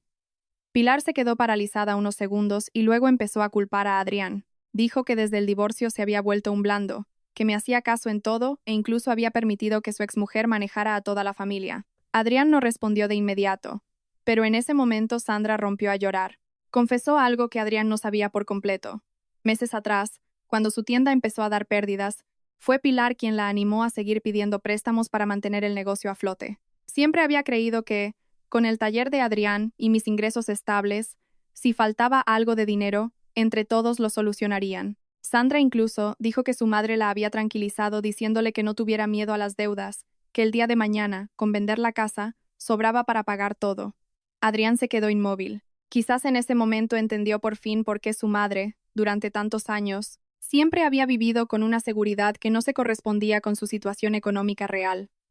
En su mente, la casa de mi padre se había convertido desde hacía mucho en una especie de colchón de seguridad. Nunca tuvo las escrituras, nunca estuvo a su nombre, pero ya la consideraba un salvavidas que podía vender o hipotecar en cuanto la familia tuviera problemas. Ese mismo pensamiento la llevó a consentir que Sandra viviera por encima de sus posibilidades, a presionar a Adrián para conseguir dinero y a ignorar cada vez más cualquier límite financiero. Me enteré de esto más tarde a través de Adrián. Me llamó esa noche, con una voz menos crispada que de costumbre. Me contó la discusión entre su madre y Sandra, y luego me preguntó, ¿qué crees que debería hacer con el apartamento de mi madre? Si no sigo pagando, perderá la señal, pero si saco más dinero del taller, volveré a quedarme sin fondos para los salarios. No le respondí de inmediato. No quería volver a ser yo quien tomara las decisiones por él. Al final, solo le dije, tienes a más de 30 personas esperando su sueldo. El apartamento es el capricho de una sola persona. Tú mismo sabes qué es lo prioritario. Adrián guardó silencio un momento y luego dijo, entiendo. Al día siguiente le dijo a su madre que no sacaría más dinero del taller para el apartamento. Si quería conservarlo, tendría que encontrar la manera por sus propios medios. Pilar se enfadó muchísimo. Declaró que no necesitaba la ayuda de nadie, que podía arreglársela sola. Pero detrás de esas palabras desafiantes, hubo una oleada de llamadas a parientes para pedir dinero prestado. Empeñó algunas joyas e incluso pidió ayuda a gente con la que apenas tenía relación. Lo que más le dolió, probablemente, no fueron las negativas, sino la actitud de aquellas personas que antes disfrutaban escuchándola presumir del éxito de su hijo, de su casa bonita y su buen coche. Cuando realmente necesitó dinero, algunos dijeron que estaban pillados, otros prometieron devolver la llamada y nunca lo hicieron, y algunos ni siquiera le cogieron el teléfono. Por primera vez, Pilar experimentó lo que ella misma había hecho sentir a otros. Mientras aparentas prosperidad, la gente te busca. Cuando realmente tienes problemas, todos encuentran una excusa para mantenerse a distancia. No presencié nada de esto directamente, me lo contó Sandra. Esa tarde, recibí un mensaje suyo. Lara, sé que me porté muy mal contigo y no me atrevo a pedirte perdón. Solo quiero decirte que ahora empiezo a entender por qué no pudiste aguantar más. Leí el mensaje varias veces. No quería que unas pocas palabras de disculpa borraran todo lo que había pasado, pero tampoco quería vivir con rencor. Solo le respondí, si lo has entendido, no trates a nadie más de esa manera en el futuro. No hubo más palabras. Pero desde ese día, supe que Sandra había empezado a cambiar. No porque de repente se hubiera vuelto buena, sino porque por primera vez le había tocado a ella estar en la posición de tener que sacrificarse, pagar un precio y cargar con las consecuencias por otros. Y, por primera vez, entendió la sensación con la que yo había vivido durante casi 7 años. Después de que se frustrara el intento de llevarse las máquinas del taller, los rumores sobre las dificultades de la empresa de Adrián empezaron a extenderse. En los negocios, a veces basta con un camión parado en la puerta, un grupo de trabajadores discutiendo y un comentario que pasa de boca en boca para que los socios comerciales desconfíen. En menos de una semana, el cliente más importante de Adrián le exigió que demostrara el progreso real del proyecto. De lo contrario, considerarían cancelar el resto del trabajo. Era un contrato crucial. Si lo conservaba, el taller podría mantener el flujo de caja unos meses más, pagar gradualmente las deudas y mantener a la mayoría de los trabajadores. Pero si lo perdía, Adrián se quedaría prácticamente sin margen de maniobra. Faltaban materiales para la obra, y los proveedores antiguos exigían el pago de deudas pendientes antes de suministrar más. Mientras tanto, el dinero en efectivo del taller apenas alcanzaba para cubrir los gastos semanales. 2 días después, Adrián vino a verme. Fue la primera vez que nos vimos desde el divorcio. No vino a discutir sobre la casa, ni a hablar de su madre o de Sandra. Se sentó frente a mí y después de un largo silencio dijo, no vengo a pedirte dinero, solo quiero preguntarte si hay alguna manera de salvar este contrato. No respondí de inmediato. Durante casi 7 años, cada vez que Adrián tenía un problema, yo casi siempre era la primera en buscar una solución. Esa costumbre, en parte, le había hecho creer que, sin importar lo equivocadas que fueran sus decisiones, al final siempre habría alguien detrás para arreglar el desastre. Por eso, esta vez le hice una pregunta directa. ¿Quieres salvar el taller o solo quieres salvar tu imagen? Adrián guardó silencio un buen rato. Finalmente, dijo que si el taller cerraba, él asumiría las consecuencias, pero que las más de 30 personas que lo habían seguido durante años no merecían perder su trabajo por las malas decisiones de su jefe. Lo miré y me di cuenta de que, al menos esta vez, Adrián empezaba a ver más allá de sí mismo.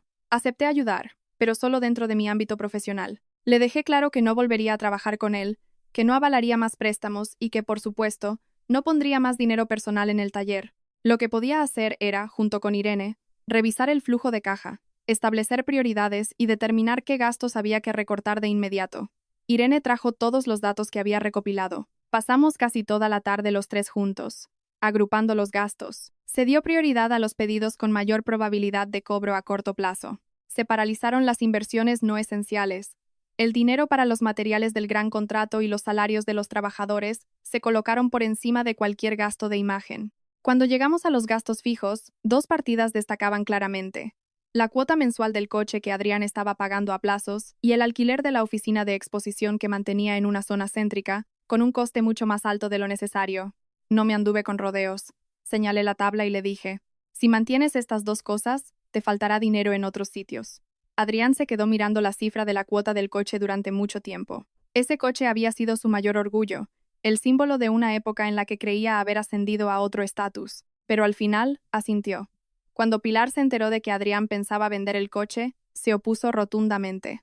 Dijo que el dueño de un negocio no podía ir en un coche normal, que los clientes lo menospreciarían y que la familia se daría cuenta de que estaban pasando por un mal momento. Esta vez, Adrián no discutió mucho. Solo dijo, si para mantener el coche para que la gente me mire tengo que dejar de pagar a mis trabajadores, entonces no merezco ser su jefe.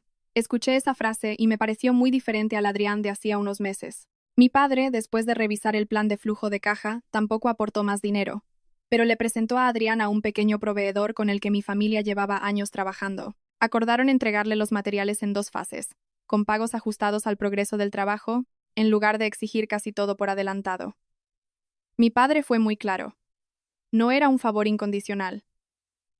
Si Adrián se retrasaba en un solo pago, tenían derecho a detener el suministro de inmediato. Adrián aceptó. La noticia de que había decidido vender el coche y recortar gastos llegó rápidamente a los trabajadores. Manolo reunió a los más veteranos y, después de hablar con ellos, fue a ver a Adrián. Le dijo que estaban dispuestos a hacer horas extra para terminar el proyecto a tiempo.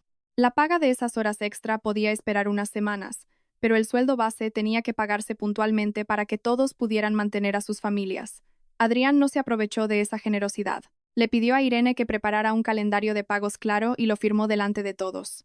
Un trabajador mayor se le acercó y le dijo, tus problemas familiares son cosa tuya, pero si reconoces tus errores, seguiremos trabajando. Solo te pedimos que, de ahora en adelante, no nos ocultes las cosas. Yo estaba a poca distancia, observando a aquellos hombres con la ropa manchada de serrín, y sentí algo difícil de describir. En ese momento entendí por qué mi padre no había querido presionar a Adrián hasta el punto de que el taller tuviera que cerrar. Una pequeña empresa no es solo su dueño. Detrás de ella están las matrículas de los hijos, las medicinas de los padres, el alquiler y la comida de muchas otras familias. Adrián agachó la cabeza durante un buen rato. Vi que se le enrojecían los ojos. Quizás fue la primera vez que lloró, no por haber perdido una casa o un matrimonio, sino por darse cuenta de que las personas a las que siempre había considerado simples empleados le estaban tratando con más lealtad y decencia que él a quienes le habían ayudado. Gracias al recorte de gastos, la renegociación con los proveedores y la concentración de todo el personal en el proyecto más importante, el taller finalmente logró salvar el contrato. Adrián tuvo que aceptar un margen de beneficio mucho menor, pero a cambio, el trabajo no se canceló y el flujo de caja comenzó a recuperarse. Sin embargo, quedaba un problema por resolver. El dinero transferido al taller de Borja aún no había sido devuelto en su totalidad. Al principio, Borja contestaba al teléfono. Después, empezó a evitar las llamadas. Argumentaba que todas las transacciones habían sido acordadas voluntariamente por Adrián y que no podía hacerse responsable de los problemas de su empresa ahora. Adrián entendió entonces que si seguía encubriendo a su amigo, quienes acabarían pagando las consecuencias serían sus trabajadores y su propio negocio. Decidió enviar un burofax exigiendo a Borja que conciliara todas las partidas sin correspondencia de material y devolviera el dinero pendiente según los registros. No intervine más. Solo le dije a Adrián una frase. Los errores se corrigen con papeles. No uses la amistad para tapar otro error. Unos días después, el coche del que Adrián había estado tan orgulloso fue conducido por su nuevo dueño fuera del taller. Se quedó mirándolo un buen rato. A sus espaldas, las máquinas que casi se llevaron volvían a funcionar, iluminadas. El sonido de las sierras, las prensas y las voces de los trabajadores resonaban de nuevo. Adrián le dijo en voz baja a Manolo, resulta que para mantener el taller no hacía falta un coche de lujo. Manolo se rió. Te has dado cuenta un poco tarde, pero más vale tarde que nunca. Escuché esa conversación desde la puerta del taller y me fui en silencio. Al menos, por primera vez en muchos años, Adrián estaba aprendiendo a conservar algo gracias a su propia responsabilidad, en lugar de esperar a que otros cargaran con el peso por él. Mientras Adrián empezaba a aceptar la realidad, recortando los símbolos de su antiguo orgullo para salvar su taller, Pilar tomó el camino opuesto. Seguía sin querer renunciar al apartamento nuevo. Para ella, perderlo ya no era solo perder un lugar donde vivir. Lo que más temía era enfrentarse a sus parientes, a quienes durante meses había presumido de que su hijo le había comprado una casa estupenda para su jubilación. Después de que sus intentos de pedir dinero prestado a la familia fracasaran, acudió a una financiera de créditos al consumo, presentó sus documentos, declaró su pensión y algunas pequeñas propiedades, con la esperanza de conseguir lo que le faltaba. Pero tras evaluar su perfil, la cantidad que le aprobaron fue mucho menor de lo que esperaba. Incluso con ese dinero, no le llegaba para el siguiente pago del apartamento. Sandra, al enterarse, se opuso firmemente. Ya no estaba del lado de su madre. Después de todo lo sucedido, entendía perfectamente cómo una persona que se endeuda por encima de sus posibilidades puede arrastrar a toda su familia. Calculó la cuota mensual que tendría que pagar y le dijo a su madre que era imposible que la asumiera. Pilar, furiosa, le gritó, «Si pierdo esta casa, ¿con qué cara voy a mirar a la gente?» Sandra, esta vez, no se achantó. Le respondió con crudeza, «Si pierdes la casa, al menos tendrás un sitio de alquiler. Si te quedas sin poder pagar la deuda, toda la familia tendrá que volver a rescatarte». Pero en ese momento, el orgullo de Pilar era más fuerte que cualquier consejo. Empezó a vender lo poco que tenía. Un día, Sandra descubrió que el joyero de su madre estaba medio vacío. Faltaba una pulsera de oro que, años atrás, su madre le había dicho que guardaría para su dote. Cuando le preguntó, Pilar respondió con indiferencia, «Las cosas de valor están para usarlas cuando hacen falta. ¿De qué sirve guardarlas si pierdo el apartamento?» Lo que entristeció a Sandra no fue la pulsera en sí. Empezó a ver una verdad muy incómoda. Todo aquello que su madre siempre había llamado afecto, familia, un recuerdo para los hijos, al final podía ser sacrificado simplemente para mantener las apariencias frente a los demás. Sandra no discutió más, solo salió de la habitación en silencio. Cuando se acercaba la fecha límite, a Pilar todavía le faltaba una cantidad considerable. Al no poder conseguir más préstamos, fue directamente al taller a ver a Adrián. Ese día, el taller estaba a pleno rendimiento. Los trabajadores estaban terminando los últimos detalles del gran pedido que habían logrado salvar. Adrián estaba en la zona de producción supervisando el trabajo cuando apareció su madre. Sin esperar a que entraran en el despacho, le dijo allí mismo, delante de varios empleados, que necesitaba que le transfiriera dinero para pagar el apartamento. Adrián la llevó a una pequeña oficina y le explicó que el dinero de la cuenta ya estaba comprometido. Una parte para salarios, otra para materiales y el resto para gastos operativos. Si sacaba ese dinero ahora, el taller volvería a la misma situación de crisis de la que acababan de salir. Pilar no lo aceptó. Empezó a llorar, diciendo que lo había traído al mundo, que lo había criado, y que ahora que necesitaba ayuda, su propio hijo se la negaba. En el pasado, con solo oír eso, Adrián probablemente se habría ablandado y habría buscado dinero de donde fuera para dárselo. Pero esta vez no lo hizo. Le dijo muy despacio, «Mamá, si tuviera dinero personal, te lo daría, pero no voy a usar el sueldo de otras personas para cumplir con mi deber de hijo». Me enteré de esta conversación más tarde a través de Irene. En realidad, esa simple frase demostraba que Adrián había cambiado mucho más que todas sus disculpas anteriores. Estaba empezando a diferenciar entre cuidar de su madre y seguir asumiendo las consecuencias de las malas decisiones de ella. Al oírlo, Pilar se enfureció. Salió del taller llorando y, como no, volvió a culparme a mí, diciendo que yo había cambiado a su hijo. Le contó a Sandra. Desde el divorcio, Adrián ya no me hace caso. Ahora todo lo cuestiona, y lo mide como hacía ella. Cuando Sandra me lo contó, solo le dije, está empezando a hacerse responsable de su propio dinero. Eso no es algo que yo pudiera enseñarle. Y lo pensaba de verdad. Hay lecciones que no se pueden enseñar con palabras. Solo cuando una persona ve las consecuencias de sus propios actos, entiende los límites que deberían haber existido desde el principio. Finalmente, Pilar no consiguió reunir el dinero a tiempo. El contrato del apartamento se resolvió según las cláusulas firmadas. Perdió una parte de la señal y no pudo completar la compra. Nadie la engañó, ni hubo ninguna disputa escandalosa. Fue ella misma quien intentó aferrarse a una transacción que estaba por encima de sus posibilidades y al final tuvo que asumir el resultado. El día que recibió la notificación oficial, se vino abajo, de vivir en la espaciosa casa de 3 plantas de mi padre, y presumir de que su hijo le compraba otro apartamento. Ahora se veía obligada a mudarse con Sandra a un pequeño piso de alquiler mientras buscaban una solución a largo plazo. La mudanza, las deudas y la pérdida de la señal afectaron mucho a su estado de ánimo. No me alegré de su situación. Mi madre, al enterarse de que Pilar había tenido una subida de tensión el día de la mudanza, me pidió que le enviara algunas de las pastillas que ella solía tomar y el número de un médico de confianza. Me sorprendió un poco y le pregunté si ya no estaba enfadada con ella. Mi madre respondió, claro que estoy enfadada, pero que alguien se haya portado mal contigo no significa que debas desearle una enfermedad. Esa frase me hizo reflexionar.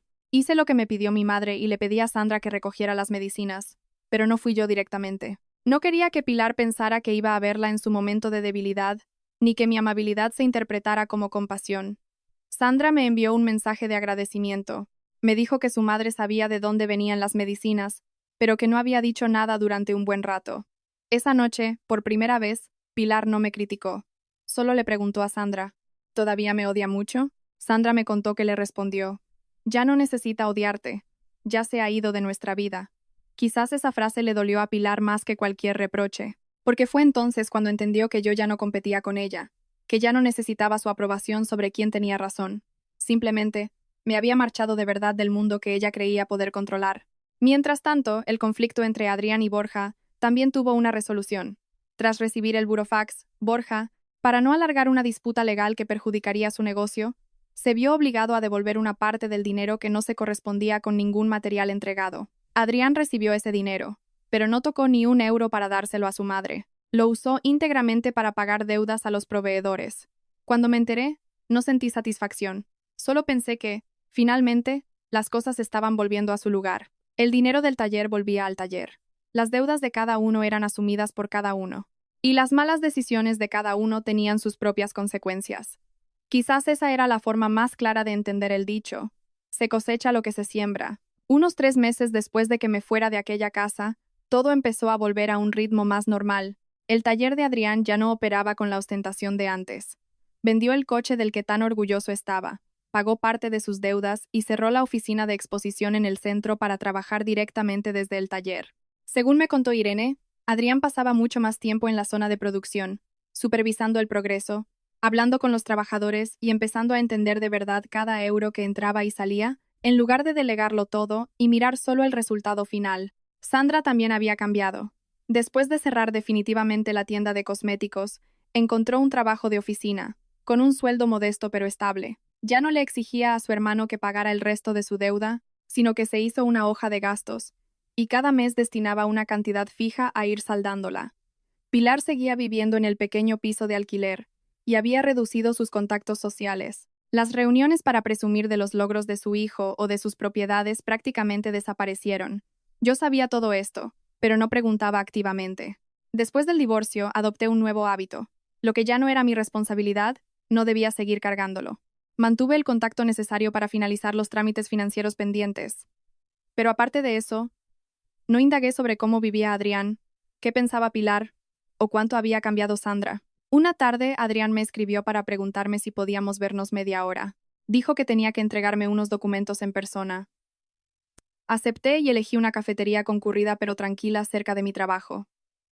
Cuando llegué, él ya estaba esperando. En solo unos meses sin vernos, Su aspecto había cambiado mucho. Seguía vistiendo de forma correcta, pero sin esa apariencia forzada de quien quiere demostrar su éxito a toda costa. Su rostro estaba más curtido, y parecía haber adelgazado. Puso sobre la mesa una carpeta. Eran los documentos que confirmaban la modificación del préstamo y otros papeles relacionados, donde se especificaba claramente que yo ya no tenía ninguna obligación futura con el taller. Las partes en las que se había usado mi información habían sido rectificadas y confirmadas. Empujó la carpeta hacia mí y dijo muy despacio: «Te devuelvo lo que nunca tuve derecho a usar sin tu permiso». Miré la carpeta y luego a Adrián. Entendí que no se refería solo a una firma o unos papeles. Lo que realmente me había quitado durante nuestro matrimonio fue la confianza. Cuando una persona se acostumbra a que la de al lado siempre ceda, siempre aguante y siempre solucione los problemas, es muy fácil olvidar que la amabilidad de los demás no es un recurso ilimitado. Adrián no me pidió perdón de inmediato. Dijo que durante muchos años había pensado que él era el que sostenía a la familia.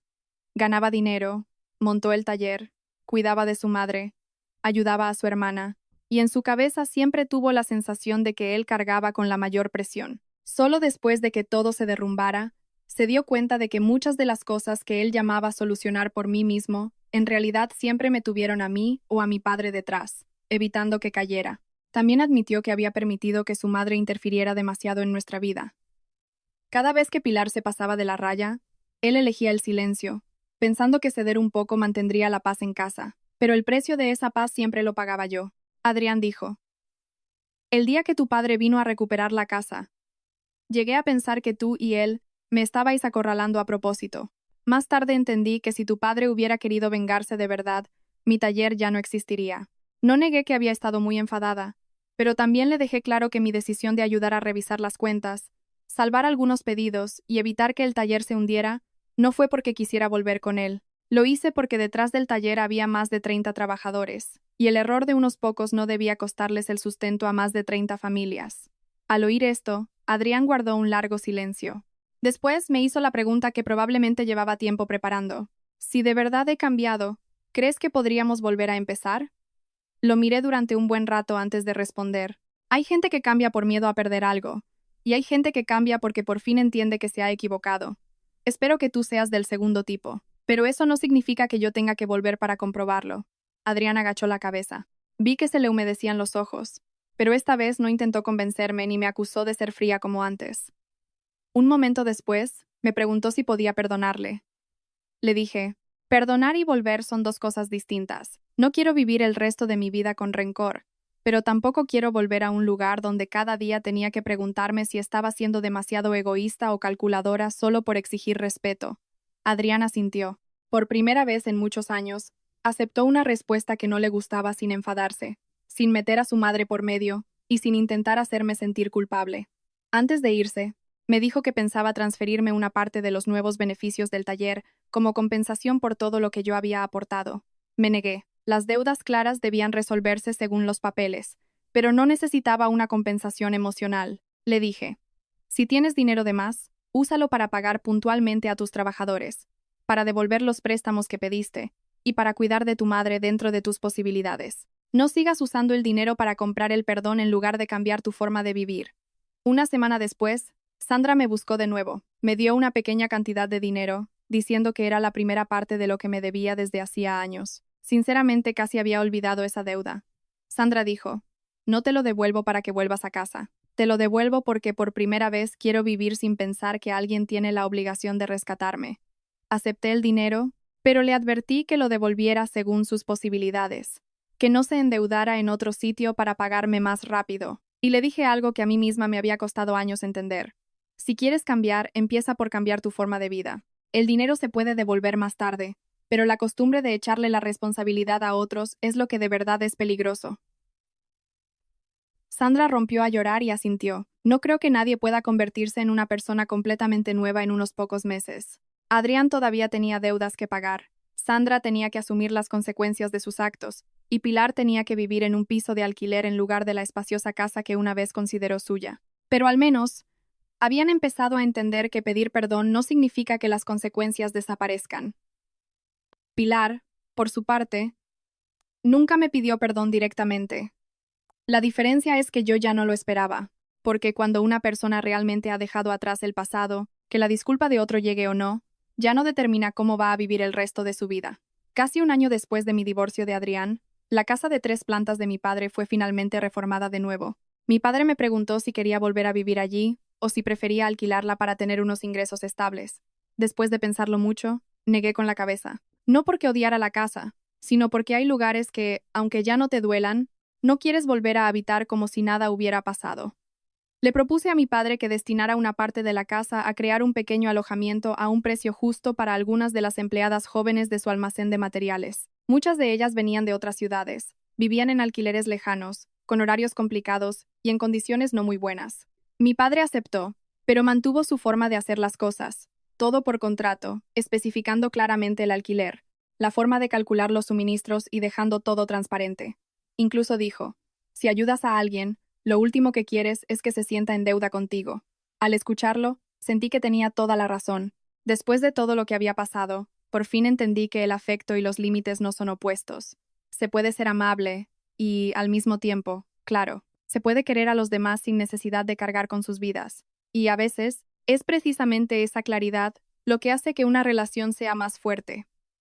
Un fin de semana, pasé por la casa para supervisar una reparación en el sistema de agua de la segunda planta. Al salir, vi por casualidad a Pilar al otro lado de la calle. Había adelgazado mucho, vestía de forma muy sencilla y llevaba una bolsa de farmacia. Probablemente venía de una consulta en el centro de salud cercano. Nos miramos durante unos segundos, ambas un poco incómodas, como sin saber cómo dirigirnos la una a la otra después de todo lo ocurrido. Finalmente, fue ella quien cruzó la calle. No me llamó hija como cuando era su nuera. Solo dijo en voz baja, «Lara, ¿puedo hablar contigo un momento?» Asentí. Nos quedamos de pie, junto a la cancela. Miró la casa durante un buen rato, y luego dijo que durante mucho tiempo pensó que el día que mi padre vino a echarlos había sido el más humillante de su vida, pero que más tarde, cuando todo se calmó, se dio cuenta de que lo que de verdad le avergonzaba no era que la casa no fuera suya, sino que durante casi 7 años había vivido en la casa de otro mientras despreciaba a la hija del dueño, llamándola parásita. Su voz ya no era áspera como antes. Admitió algo que nunca pensé que oiría de su boca, que su aversión hacia mí no era porque yo hiciera algo malo, sino porque era demasiado independiente. Tenía mi propio trabajo, mis propios ingresos, y no dependía completamente de Adrián. En el fondo, siempre tuvo miedo de que un día su hijo hiciera más caso a su mujer que a ella. Ese miedo la llevó a meterse constantemente en nuestra vida, a forzar a Adrián a tomar partido en cada discusión, convirtiendo lo que podrían haber sido simples conversaciones de pareja en un enfrentamiento entre esposa y madre. También reconoció su error con Sandra. Por querer proteger a su hija, siempre pensó que una pequeña deuda no importaba, que si gastaba de más su hermano se haría cargo, que si había problemas, la familia lo solucionaría. Solo cuando todo se vino abajo, entendió que no solo había arruinado el matrimonio de su hijo, sino que también había acostumbrado a sus 2 hijos a que siempre hubiera alguien dispuesto a asumir las consecuencias por ellos. Guardó silencio un momento y luego dijo, «Te pido perdón, Lara, y no lo digo porque haya perdido la casa. Lo digo porque solo ahora me doy cuenta de que he vivido demasiado pendiente de las apariencias». No la abracé ni le dije que no pasaba nada. Hay heridas que, si intentas cubrirlas con un «no te preocupes», suenan aún más falsas. Solo le dije, «Lo que ha pasado, pasado está. Pero si has entendido dónde te equivocaste, no vuelvas a tratar a nadie más de esa manera». Ella asintió, y luego me preguntó si todavía estaba enfadada con Adrián. Lo pensé un momento y le respondí con sinceridad que ya no sentía la misma rabia, pero que tampoco tenía intención de volver con él. Ella no me pidió que lo reconsiderara. Quizás fue ese silencio lo que me hizo sentir que de verdad había cambiado un poco. Antes de irse, vio a 2 chicas jóvenes metiendo unas cajas en la casa, y me preguntó si la estaba alquilando. Le conté que mi padre se la había alquilado a un precio asequible a algunas trabajadoras. Todo por contrato, cada una pagando su parte, sin que nadie le debiera favores a nadie. Ella sonrió con tristeza y dijo, «Si hubiera entendido antes que el dinero claro no acaba con el cariño, quizás todo habría sido diferente». Quizás respondí, «Pero si no hubiera pasado todo esto, probablemente yo tampoco habría aprendido a defenderme». Se despidió y se fue. La vi alejarse por la calle y ya no sentí una sensación de victoria, solo alivio. La vida de Adrián, un año después, también se fue estabilizando. El taller sobrevivió, aunque más pequeño y menos ostentoso. Pagó sus deudas poco a poco, mantuvo a la mayoría de sus trabajadores y empezó a operar dentro de sus posibilidades reales. Sandra saldó una parte importante de sus deudas, aprendió a vivir de forma más austera, y se independizó en una habitación de alquiler cerca de su trabajo. Pilar, después de un tiempo con su hija, también se mudó a un pequeño piso cerca del mercado. Una vida sin lujos, pero al menos estable. Ninguno de ellos acabó en la ruina, pero cada uno perdió precisamente aquello a lo que se había aferrado con más fuerza. Pilar perdió la casa que siempre consideró suya y el orgullo que la hacía medir a la gente por su dinero. Adrián perdió a la mujer que lo había sostenido en la sombra y tuvo que desprenderse de la fachada de éxito que tanto se había esforzado en mantener. Y Sandra perdió la costumbre de pensar que cada vez que se equivocara, alguien pagaría por ella. Yo, por mi parte, no obtuve una vida de riqueza repentina. Sigo con mi trabajo de siempre, vivo cerca de mis padres, y voy a trabajar cada mañana como cualquier otra persona. Solo ha cambiado una cosa. Ahora sé decir no mucho antes cuando alguien cruza mis límites. A veces todavía recuerdo aquella mañana en que Pilar llamó a mi padre para decirle que viniera a recoger a la parásita. Ese día me sentí humillada, pero ahora, al pensarlo, solo lo veo como el día en que todo, por fin, se puso en su sitio. 20 minutos después de esa llamada, mi padre no solo trajo los papeles para demostrar a quién pertenecía la casa, también me hizo recordar algo que yo había olvidado durante años. Ser buena persona no significa tener que aguantar siempre. Se puede tratar a los demás con amabilidad sin necesidad de sacrificar la propia dignidad. Solía pensar que para mantener una familia unida, alguien tenía que salir perdiendo. Más tarde entendí que si un hogar solo se sostiene porque una persona siempre calla y carga con todo, el día que esa persona no pueda más, el derrumbe es inevitable. El precio que pagaron Pilar, Adrián o Sandra, no lo provoqué yo. En su mayor parte, fueron solo las consecuencias de las decisiones que cada uno había sembrado tiempo atrás. Y lo más valioso que recuperé tras ese divorcio no fue la casa de mi padre. Fue, simplemente, una vida normal, pero una vida en la que mi amabilidad ya nadie la considera una obligación.